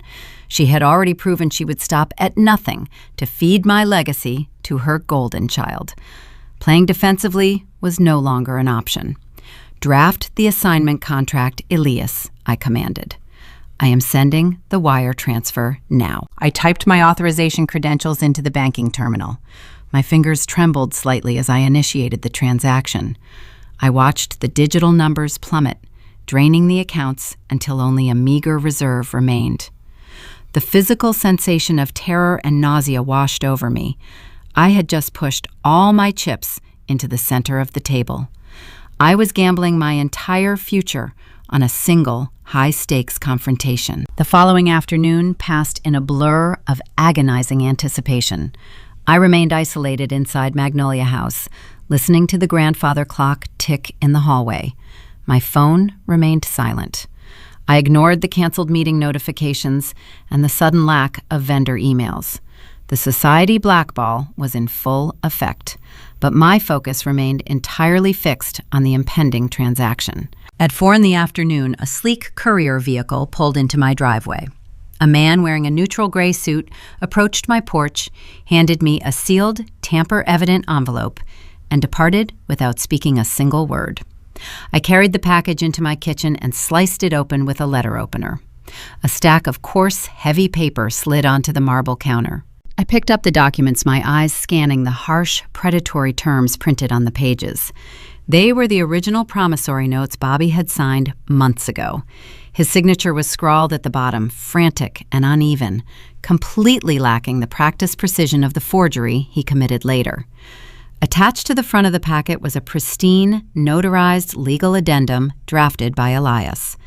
The addendum confirmed the total permanent assignment of the debt. I was now legally the primary creditor. My brother owed me $500,000. Because Cecilia's primary holding company was deeply intertwined with Bobby's bankrupt logistics firm, I effectively owned the financial leverage over my mother's ancestral estate. I had purchased the weapon. Now I needed to wield it. I carried the coarse paper upstairs and began my transformation. I showered, washing away the dust and exhaustion of the past week. I applied my makeup with the same meticulous structural precision I used when drafting architectural blueprints. I swept my hair into a severe, elegant style that exposed the sharp angles of my jawline. I stepped into the emerald silk gown. The fabric felt cool and heavy against my skin, fitting perfectly across my shoulders. The vibrant color stood in stark contrast to the pale, muted pastels favored by the Southern elite. I did not want to blend into the crowd. I wanted to command the room the moment I breached the doors. I picked up a rigid, gold-clasp designer clutch. The accessory was small, elegant, and deceptive. I folded the coarse, ugly promissory notes into a tight square and slipped them inside the silk lining of the bag. I added the encrypted flash drive containing the photographs of my mother's stolen ledger. The clutch snapped shut with a definitive metallic click. It was no longer a fashion accessory. It was a holster carrying the financial ruin of my toxic bloodline. I walked downstairs, my heels clicking a steady, rhythmic tempo against the reclaimed heart pine floorboards. I paused in the grand foyer, looking at my reflection in the antique gilded mirror hanging near the door. The woman staring back at me did not look like an obedient daughter, and she certainly did not look like a defeated, isolated victim. She looked like a predator ready to reclaim her territory. I unlocked my biometric front doors and stepped out onto the veranda. The brutal coastal storm had cleared, leaving behind a thick, electric humidity that clung to the skin. The evening sky was painted in vivid streaks of crimson and bruised purple. I walked down the wooden steps and climbed into my car. I placed the gold clutch on the passenger seat, my eyes fixed on the illuminated dashboard. The Grand Charity Gala was already underway at the Mercer House. The entire social hierarchy of Savannah was currently drinking champagne, completely unaware that a reckoning was driving straight toward their doors. I shifted the vehicle into drive and steered toward the downtown district. I had risked my entire firm, drained my life savings, and endured a week of psychological warfare. There was no turning back. I was going to crash the party, and I was going to ensure my mother never commanded a room again. The Mercer House stood as the undisputed crown jewel of the Savannah Historic District. The sprawling red brick mansion occupied an entire city block, boasting ornate wrought iron balconies and towering floor-to-ceiling windows that spilled golden light onto the surrounding cobblestone streets. Tonight, a fleet of luxury sedans lined the circular driveway. Valets in crisp uniforms hurried to open doors for the wealthiest families in the state. The annual charity gala was the pinnacle of Southern high society, an exclusive gathering where fortunes were quietly maneuvered over crystal glasses of imported champagne. I parked my car a block away, stepping out into the humid evening air. The emerald silk of my evening gown caught the ambient glow of the street lamps. I walked toward the grand entrance, my gold clutch resting firmly in my hand. A velvet rope cordoned off the primary marble staircase. 2 security guards wearing dark suits flanked the double doors, holding digital tablets. I recognized the security firm logo on their lapels. Cecilia had spared no expense in forcing my exile. I approached the velvet rope. The taller guard stepped forward, raising a hand to halt my progress. He glanced at his tablet, swiping down a restricted list. "I am sorry, ma'am," the guard stated his tone, carrying practiced authority. "Your name is flagged in our system. The event coordinators explicitly revoked your invitation. You must vacate the premises." I did not argue. I did not raise my voice or attempt to cause a scene on the front steps. Arguing with hired muscle was a futile exercise. I offered a polite nod, turned on my heel, and walked down the side path leading toward the manicured botanical gardens. The security guard assumed I had surrendered. He did not know my professional history. Just 8 months prior, the Mercer House Foundation required intricate stabilization to prevent the south wing from sinking into the coastal water table. My architectural firm secured that lucrative municipal contract. I spent weeks crawling through the subterranean maintenance corridors of this exact building.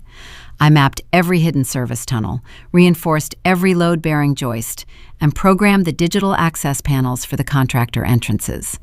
I knew the structural anatomy of the mansion better than the board of directors who owned it. I bypassed the illuminated gardens and slipped into a narrow, unlit alleyway adjacent to the catering kitchens. A heavy steel service door stood flush against the brickwork.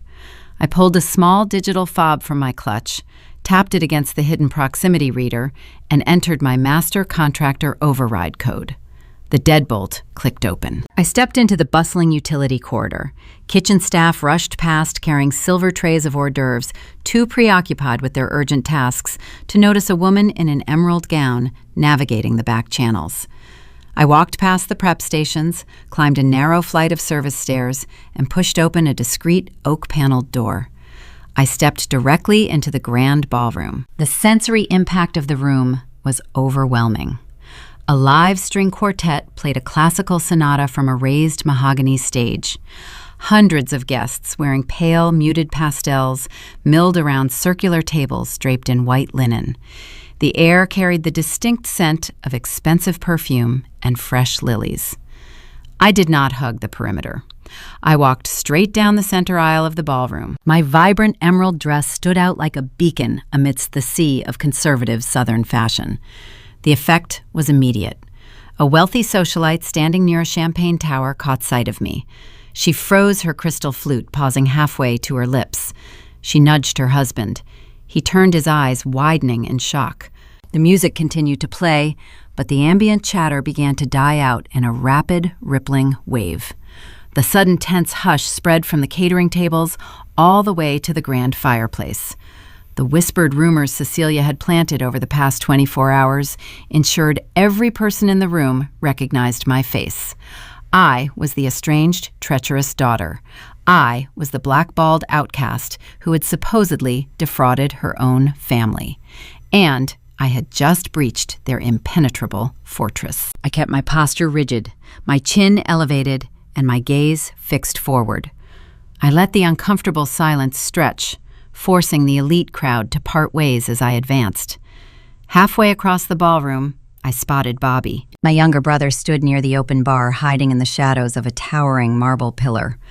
The contrast between his usual arrogance and his current state was jarring. He looked like a cornered animal. His expensive linen suit was wrinkled, the silk tie hanging loose around his collar. Sweat glistened on his forehead, reflecting the chandelier light above him. He clutched a glass of dark liquor, his knuckles turning white. His eyes darted frantically around the room, tracking every waiter and every security guard. He was terrified. He expected the underground loan sharks to drag him out by his collar at any given second. Bobby had spent his entire life insulated by my mother's wealth, shielded from the consequences of his own toxic decisions. Now, the safety net was gone, and the crushing reality of his federal crimes was unraveling his sanity.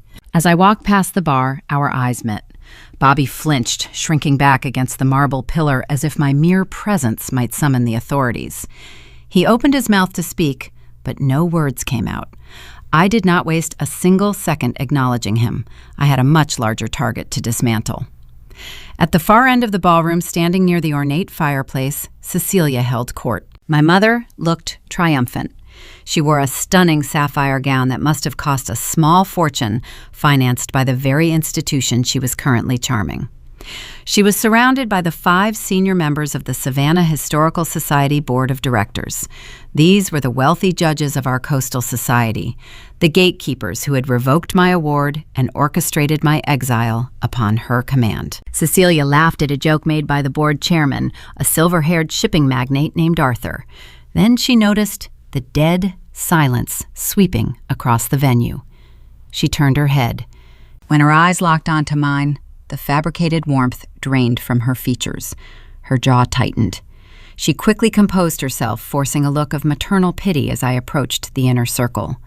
The board members shifted uncomfortably, exchanging nervous glances. They expected me to launch into a hysterical, desperate plea for forgiveness. They expected a public breakdown. I stopped 3 feet away from my mother, projecting an aura of absolute freezing calm. Ariane Cecilia, said, her voice dripping with condescension. This is a private charity function. You are causing a scene. I highly suggest you leave before I instruct the security detail to escort you out. It is tragic enough that you ruined your own career. Do not humiliate yourself further. I did not respond to her taunt. I unclasped my gold designer clutch. I reached inside the silk lining and retrieved 5 crisp, folded packets of premium paper. I had printed high-resolution copies of the ledger photographs, arranging the evidence into clear, chronological dossiers. I turned my attention entirely away from my mother addressing the chairman of the board. Arthur, I said, pitching my voice so the surrounding guests could hear every single syllable. You oversee the philanthropic treasury for this institution. You rely on the endowment committee to allocate donor funds toward historic preservation grants. Arthur frowned, clearly bewildered by my clinical tone. Yes, Ariane, that is correct. But you are no longer affiliated with our organization. I handed him the first paper packet. I handed the remaining 4 packets to the other stunned board members. I highly suggest you review the 3rd page of that document. I instructed, speaking with the surgical precision of an auditor. You will find a detailed balance sheet tracking a series of quarterly outgoing wire transfers from the Society Endowment Fund. The capital was routed to an entity listed as OHT Management. The board members unfolded the papers. They stared at the columns of handwritten ink, recognizing the precise financial dates. OHT Management is a limited liability shell company. I continued, my words landing like heavy stones in the silent ballroom. It utilizes a registered agent in a remote coastal town to obscure the primary beneficiary. If you turn to the final page, you will see the corresponding deposit logs for my mother's personal holding accounts. The dates and the exact dollar amounts align flawlessly. Cecilia's face lost all color. The sapphire gown suddenly looked like a heavy shroud. You revoked my award based on whispers of unethical conduct, I told the board, sweeping my gaze across their horrified faces. Meanwhile, your senior chairwoman has been systematically embezzling millions of dollars from your charity treasury for over 3 years. She skimmed the donor funds, filtered the stolen capital through dummy corporations, and used your money to pay the mortgages on her underwater ancestral estate. Arthur looked up from the dossier, his hands trembling. He stared at Cecilia, the realization dawning in his eyes. This is a fabrication. Cecilia choked out, her voice pitching into a shrill, desperate frequency. She is lying. She doctored those papers because she is bitter about her exile. Arthur, you know me. You know my family. I know your accounting methods, I countered coldly. That ledger is written in your distinct handwriting. The routing numbers match your personal banking profiles. A forensic accountant will authenticate those shell companies in less than an hour. The board members began to back away from Cecilia, treating her like a toxic contagion. The social empire she had spent decades curating shattered in the span of 2 minutes.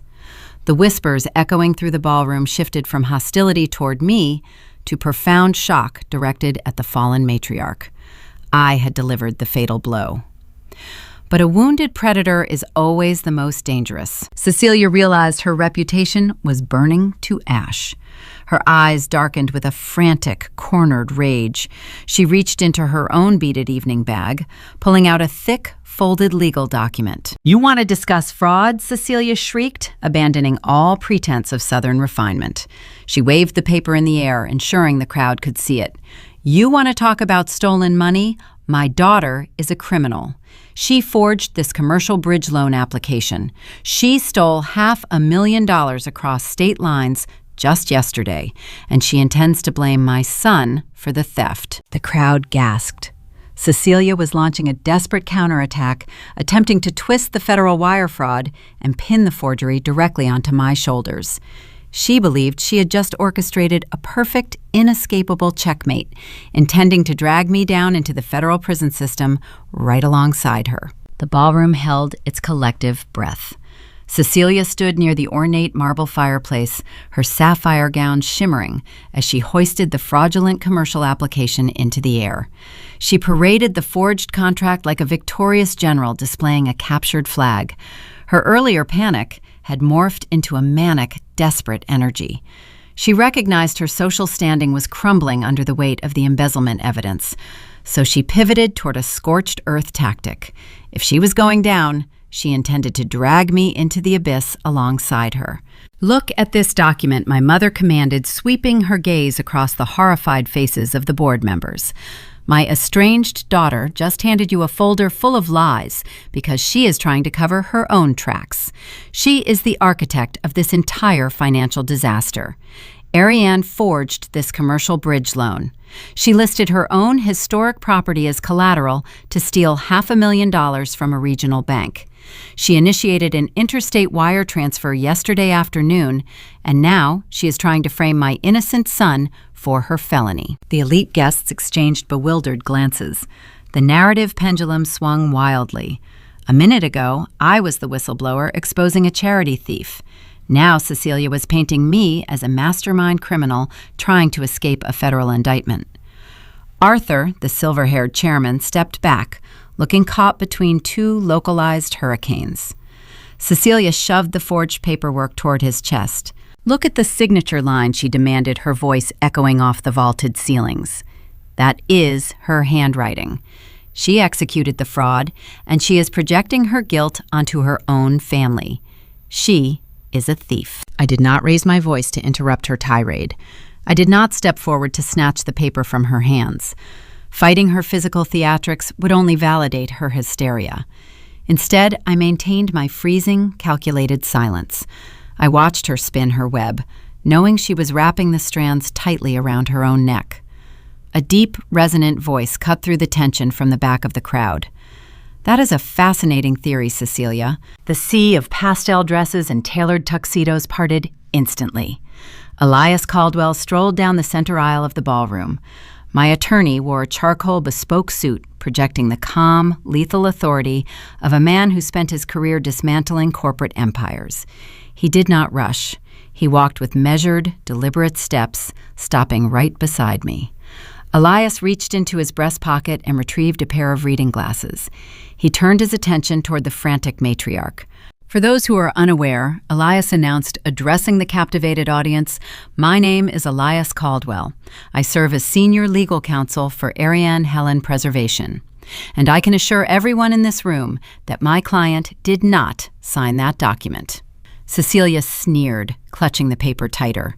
"Of course her defense attorney will deny the truth. You are paid to lie for her. The ink on this page matches her exact penmanship. The bank underwriter verified it." Elias offered a thin, razor-sharp smile. He took a single step toward my mother. "May I see the application?"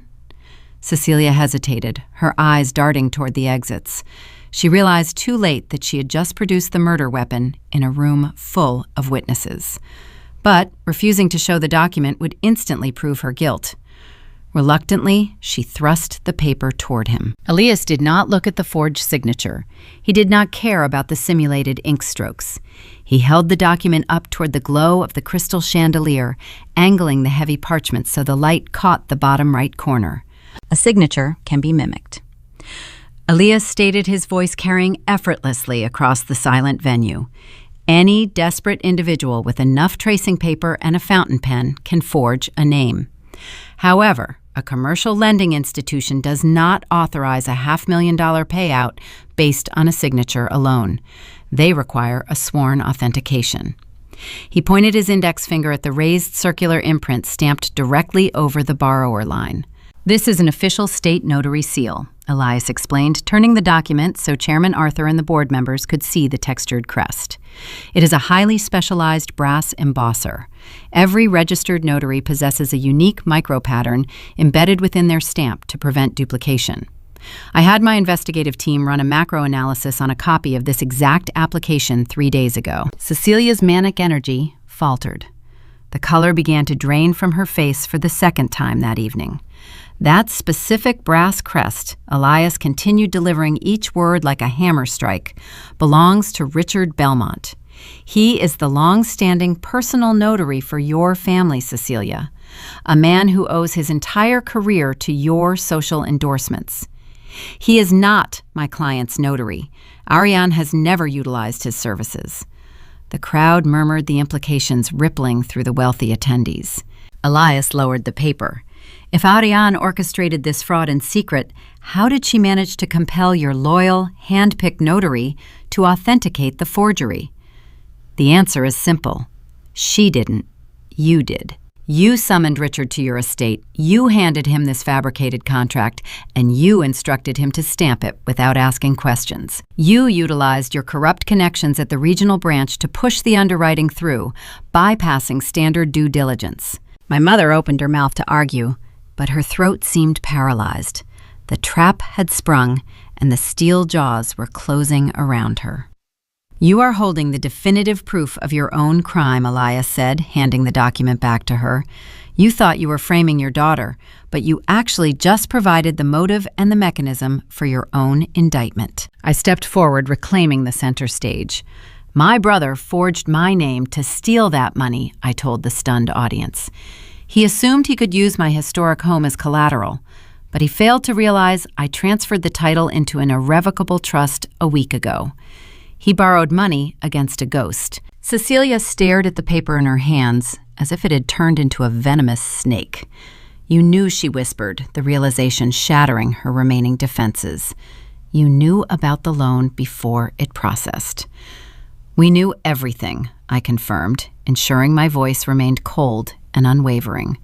We watched you orchestrate the forgery. We watched Jonathan Mercer approve the paperwork. We let the trap remain open. Why, Arthur asked, stepping away from Cecilia as if she were contagious. If you knew it was fraudulent, why did you let the bank send the money? Because of the originating branch, Elias answered, turning to address the chairman. The local underwriting office approved the file, but the primary capital division is headquartered in Miami. When the transfer executed yesterday afternoon, the funds crossed state lines. Elias paused, letting the silence stretch for maximum impact. If we stop the transaction locally, Elias explained, it would remain a minor state-level infraction. Cecilia would have bribed a precinct captain and swept the forgery under the rug. But by allowing the electronic wire to process from Florida to Georgia, the infraction elevated automatically. It became a severe federal wire fraud felony. The jurisdiction shifted instantly from the local police department to the Federal Bureau of Investigation. A series of horrified gasps erupted from the elite crowd. The Southern aristocracy was accustomed to handling scandals behind closed doors, using discreet settlements and hushed apologies. The mention of federal authorities broke their unwritten code. The untouchable matriarch had not just committed a social faux pas, she had triggered a federal mandate. You let us commit a felony, Cecilia choked out, her hands shaking so violently the paper fluttered to the marble floor. I let you make a choice. I corrected her. You chose to sacrifice my future to save your own sinking ship. You chose to steal from this charity, and you chose to steal my identity. I simply removed the safety net. The perfectly orchestrated silence of the ballroom shattered. The guests began whispering frantically, edging toward the exits, desperate to distance themselves from the impending fallout. The society blackball my mother launched against me had evaporated. In its place stood her own permanent, devastating ruin. She thought she held the winning hand by producing that forged contract. Instead, she had publicly confessed to conspiracy, forgery, and wire fraud in a room containing 50 witnesses. The financial ledger proved her embezzlement, and the brass stamp proved her federal crime. There were no shadows left for her to hide within. But the night was far from over. The legal checkmate was established, but the physical reality of the trap was about to breach the heavy oak doors of the Mercer house. I looked toward the grand entrance, knowing Elias had not come to the gala alone. The ultimate authority was waiting just outside, ready to turn my mother's elegant charity function into a designated crime scene. The heavy oak doors of the Mercer House ballrooms swung inward with a resonant thud that reverberated across the vaulted ceiling. The live string quartet ceased playing in the middle of a sonata, the sudden silence hanging thick in the humid air. 5 men and 2 women stepped over the threshold. They did not wear pastel silk or tailored tuxedos. They wore dark, utilitarian suits adorned with gold shields clipped to their belts. The Federal Bureau of Investigation had arrived. Elias Caldwell was not bluffing. He alerted the federal field office the moment the forged commercial application crossed the state line. The authorities possessed the digital timestamps, the fraudulent underwriting approvals, and the sworn affidavits necessary to execute a swift, targeted raid. They did not need to ask questions. They came to make an arrest. The elite guests parted like a receding tide. The Southern aristocracy recoiled from the agents, terrified that mere proximity to a federal raid might tarnish their own curated reputations. Near the open bar, Bobby stared at the incoming agents. The crystal bourbon glass slipped from his trembling fingers, shattering against the marble floor. For his entire life, my brother operated under a protective umbrella. He ruined businesses, broke contracts, and squandered fortunes, knowing our mother would always deploy her wealth to erase the consequences. Tonight, that umbrella collapsed. Self-preservation kicked in, overriding any remaining shred of dignity. Bobby turned and sprinted toward the catering corridor. He shoved past a terrified waiter, sending a silver tray of champagne flutes crashing into a towering floral arrangement. Federal agents anticipate flight. 2 officers flanked the perimeter, cutting off the service exit before he could reach the handle.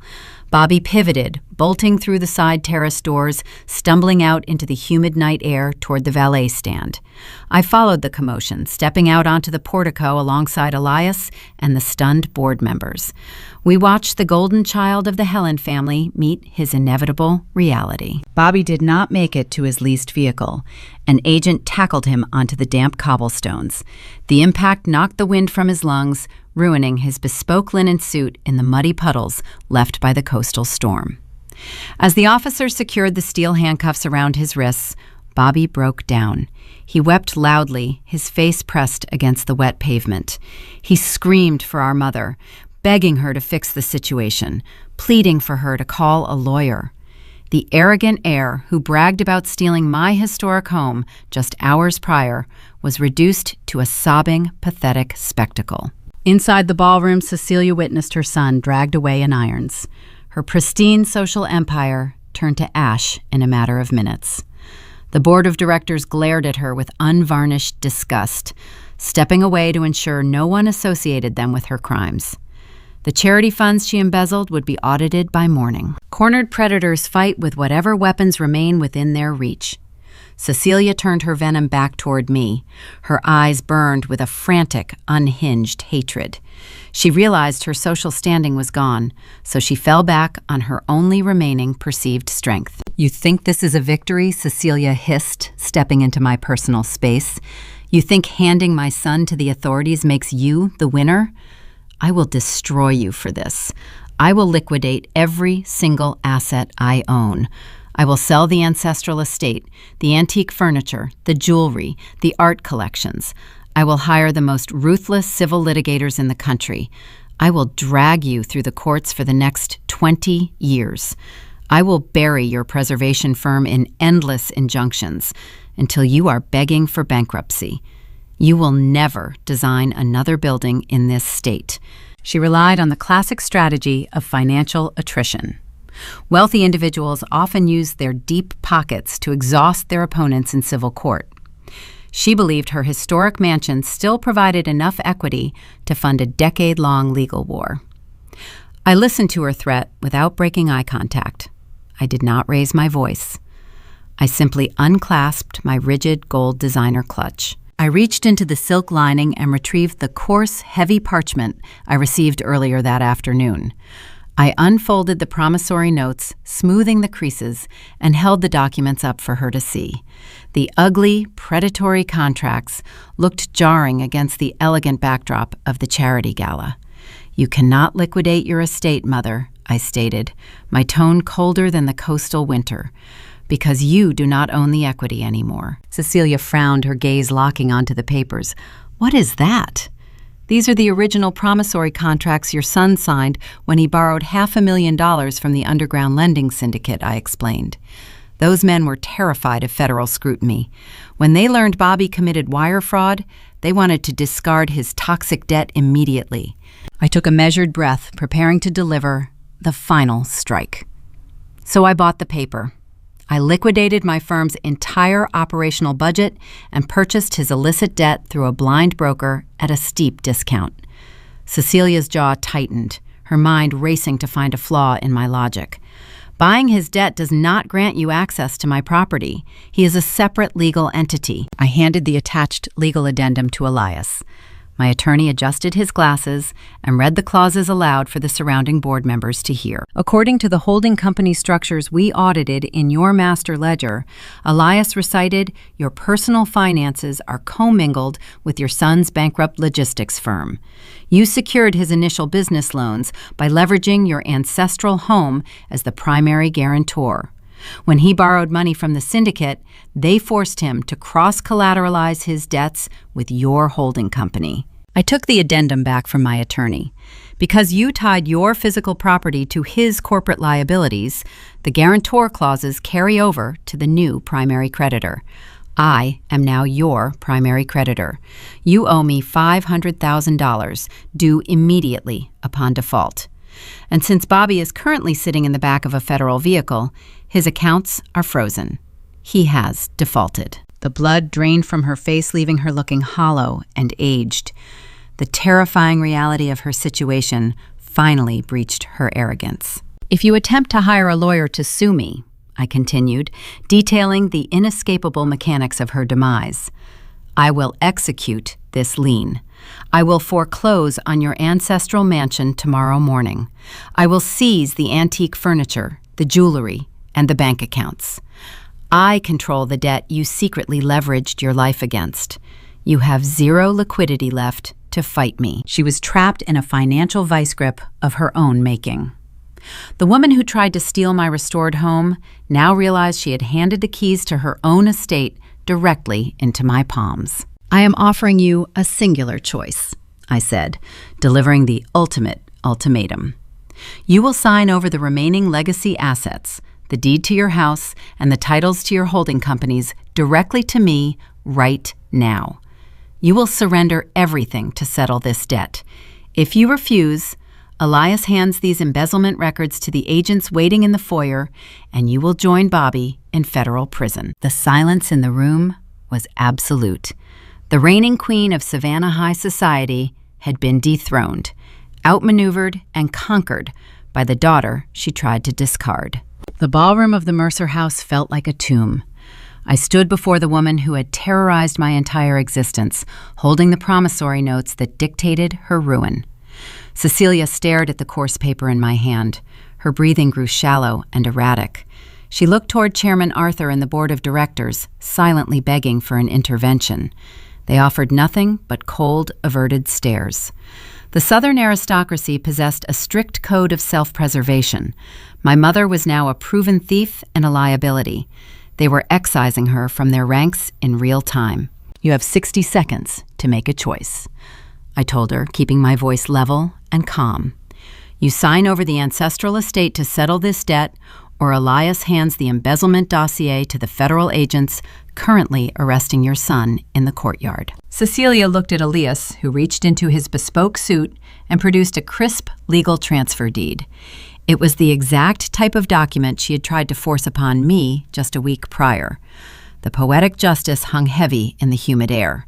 She had weaponized her status to steal my restored home. Now that identical weapon was pressed against her own throat. Elias handed her a gold fountain pen. It was a beautiful, heavy instrument, similar to the one Richard Belmont brought to my foyer.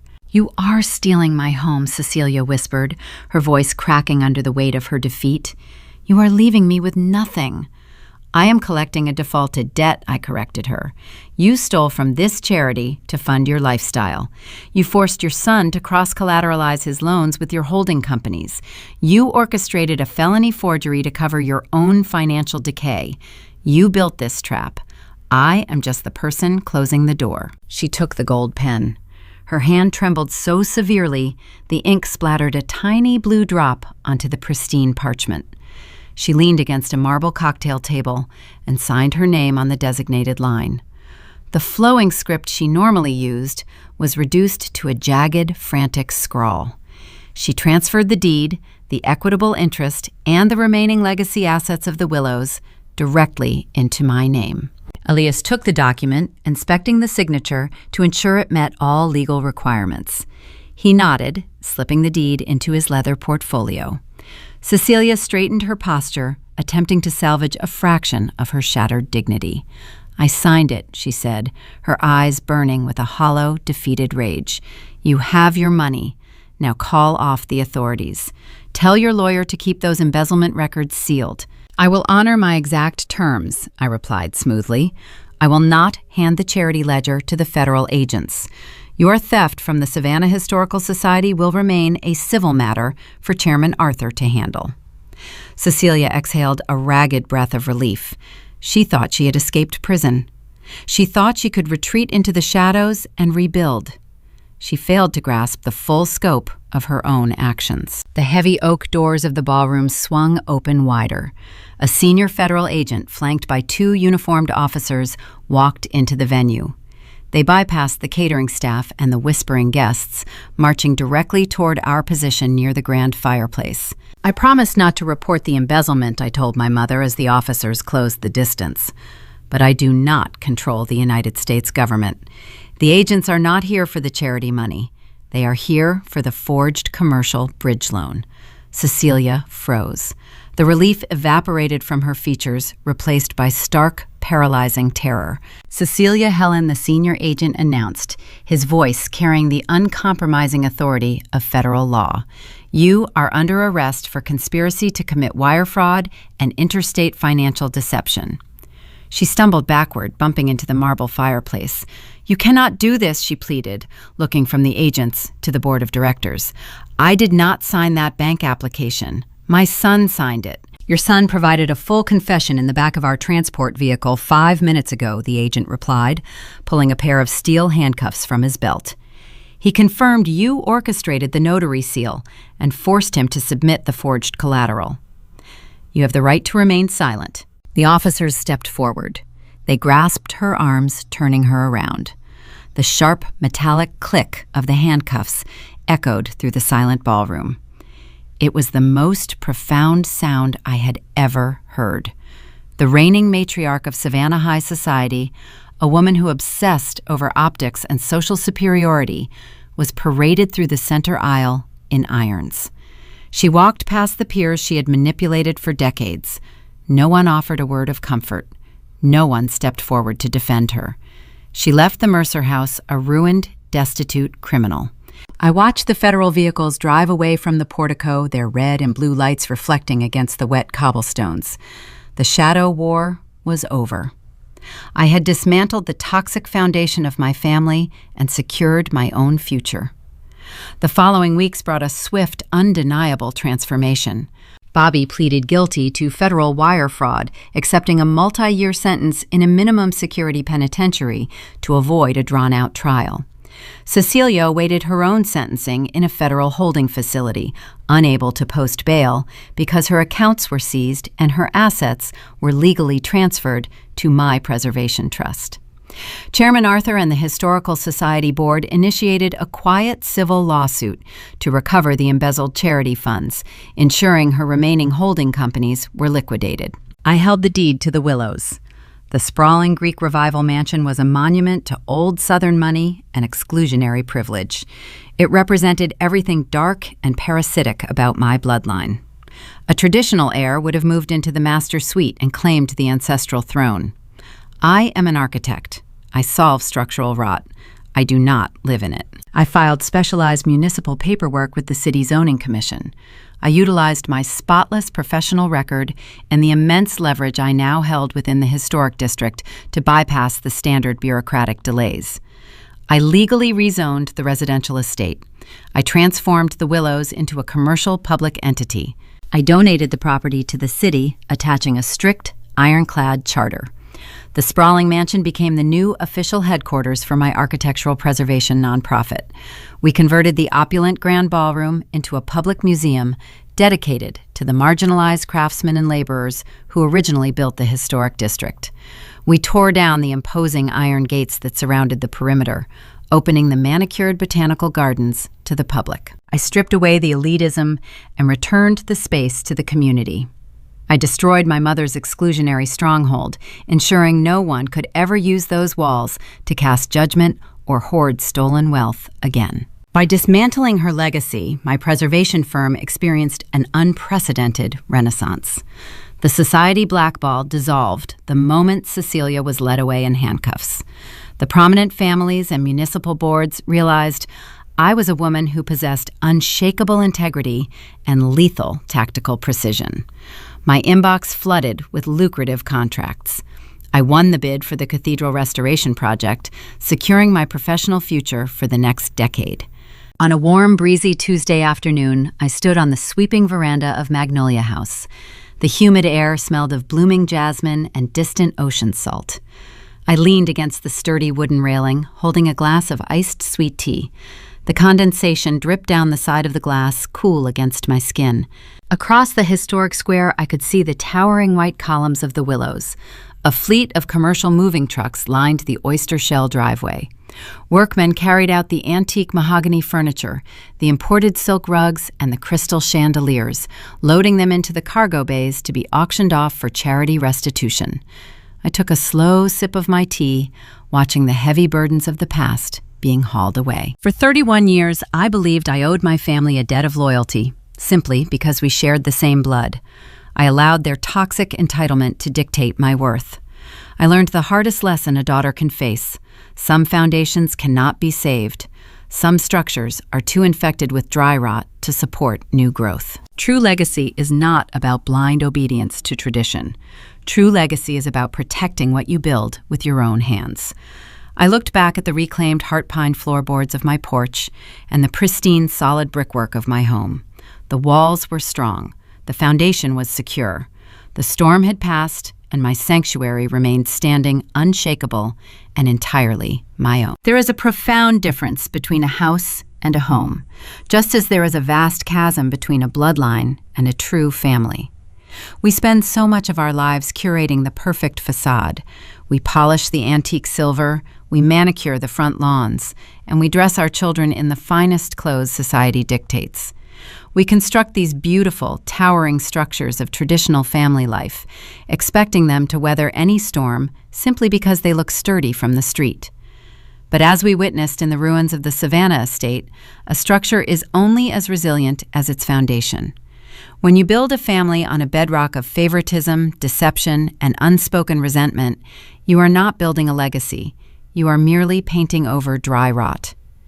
The outward appearance of success often masks a terrifying internal decay, one that inevitably collapses under its own weight. Raising children within the framework of modern American culture presents a unique, often painful paradox.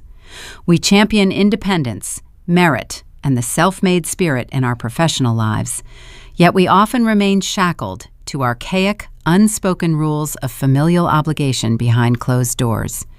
We see this play out in the tragic dynamic of a mother demanding her successful daughter surrender her life's work to save a failing son. The traditional hierarchy dictated that the son was the heir, the golden child, whose path must be cleared of all obstacles. The daughter was expected to serve as the silent scaffolding meant to hold him up when he inevitably stumbled. This outdated blueprint of gendered expectations is a recipe for generational trauma. This exposes the great failure of toxic parenting. When parents shield a child from the natural consequences of their own actions, they believe they are offering love and protection. In reality, they are offering a slow, insidious poison. By constantly deploying wealth and influence to erase the son's failures, the mother stripped him of the opportunity to develop true resilience. She denied him the harsh, necessary lessons that build genuine character. A child who never learns to navigate the sting of failure will inevitably fold the moment the safety net is removed. He was raised in a gilded cage of entitlement, which left him woefully unequipped to survive the unforgiving mechanics of the real world. His descent into desperation and fraud was not a sudden accident or a stroke of bad luck. It was the predictable yield of a harvest his mother planted decades ago. Conversely, we must examine the child left to fend for herself. Fairness and emotional awareness are the vital currencies of effective parenting. When a parent distributes their belief, their encouragement, and their resources unevenly, it breeds a quiet, destructive resentment that can fracture a bloodline for generations. The daughter was denied the emotional support and financial grace afforded freely to her brother. Yet in that harsh denial, she found her unshakable strength. She learned the value of relentless hard work, the necessity of personal integrity, and the intricate mechanics of building something real from the ground up. The tragedy is not that she had to struggle to achieve her dreams. The profound tragedy is that her mother viewed her independence and strength not as a point of pride, but as a harvestable resource to be sacrificed for the weaker sibling. Family responsibility is a beautiful, necessary concept when it flows equitably in both directions. It requires mutual respect, unwavering honesty, and a shared commitment to elevating one another.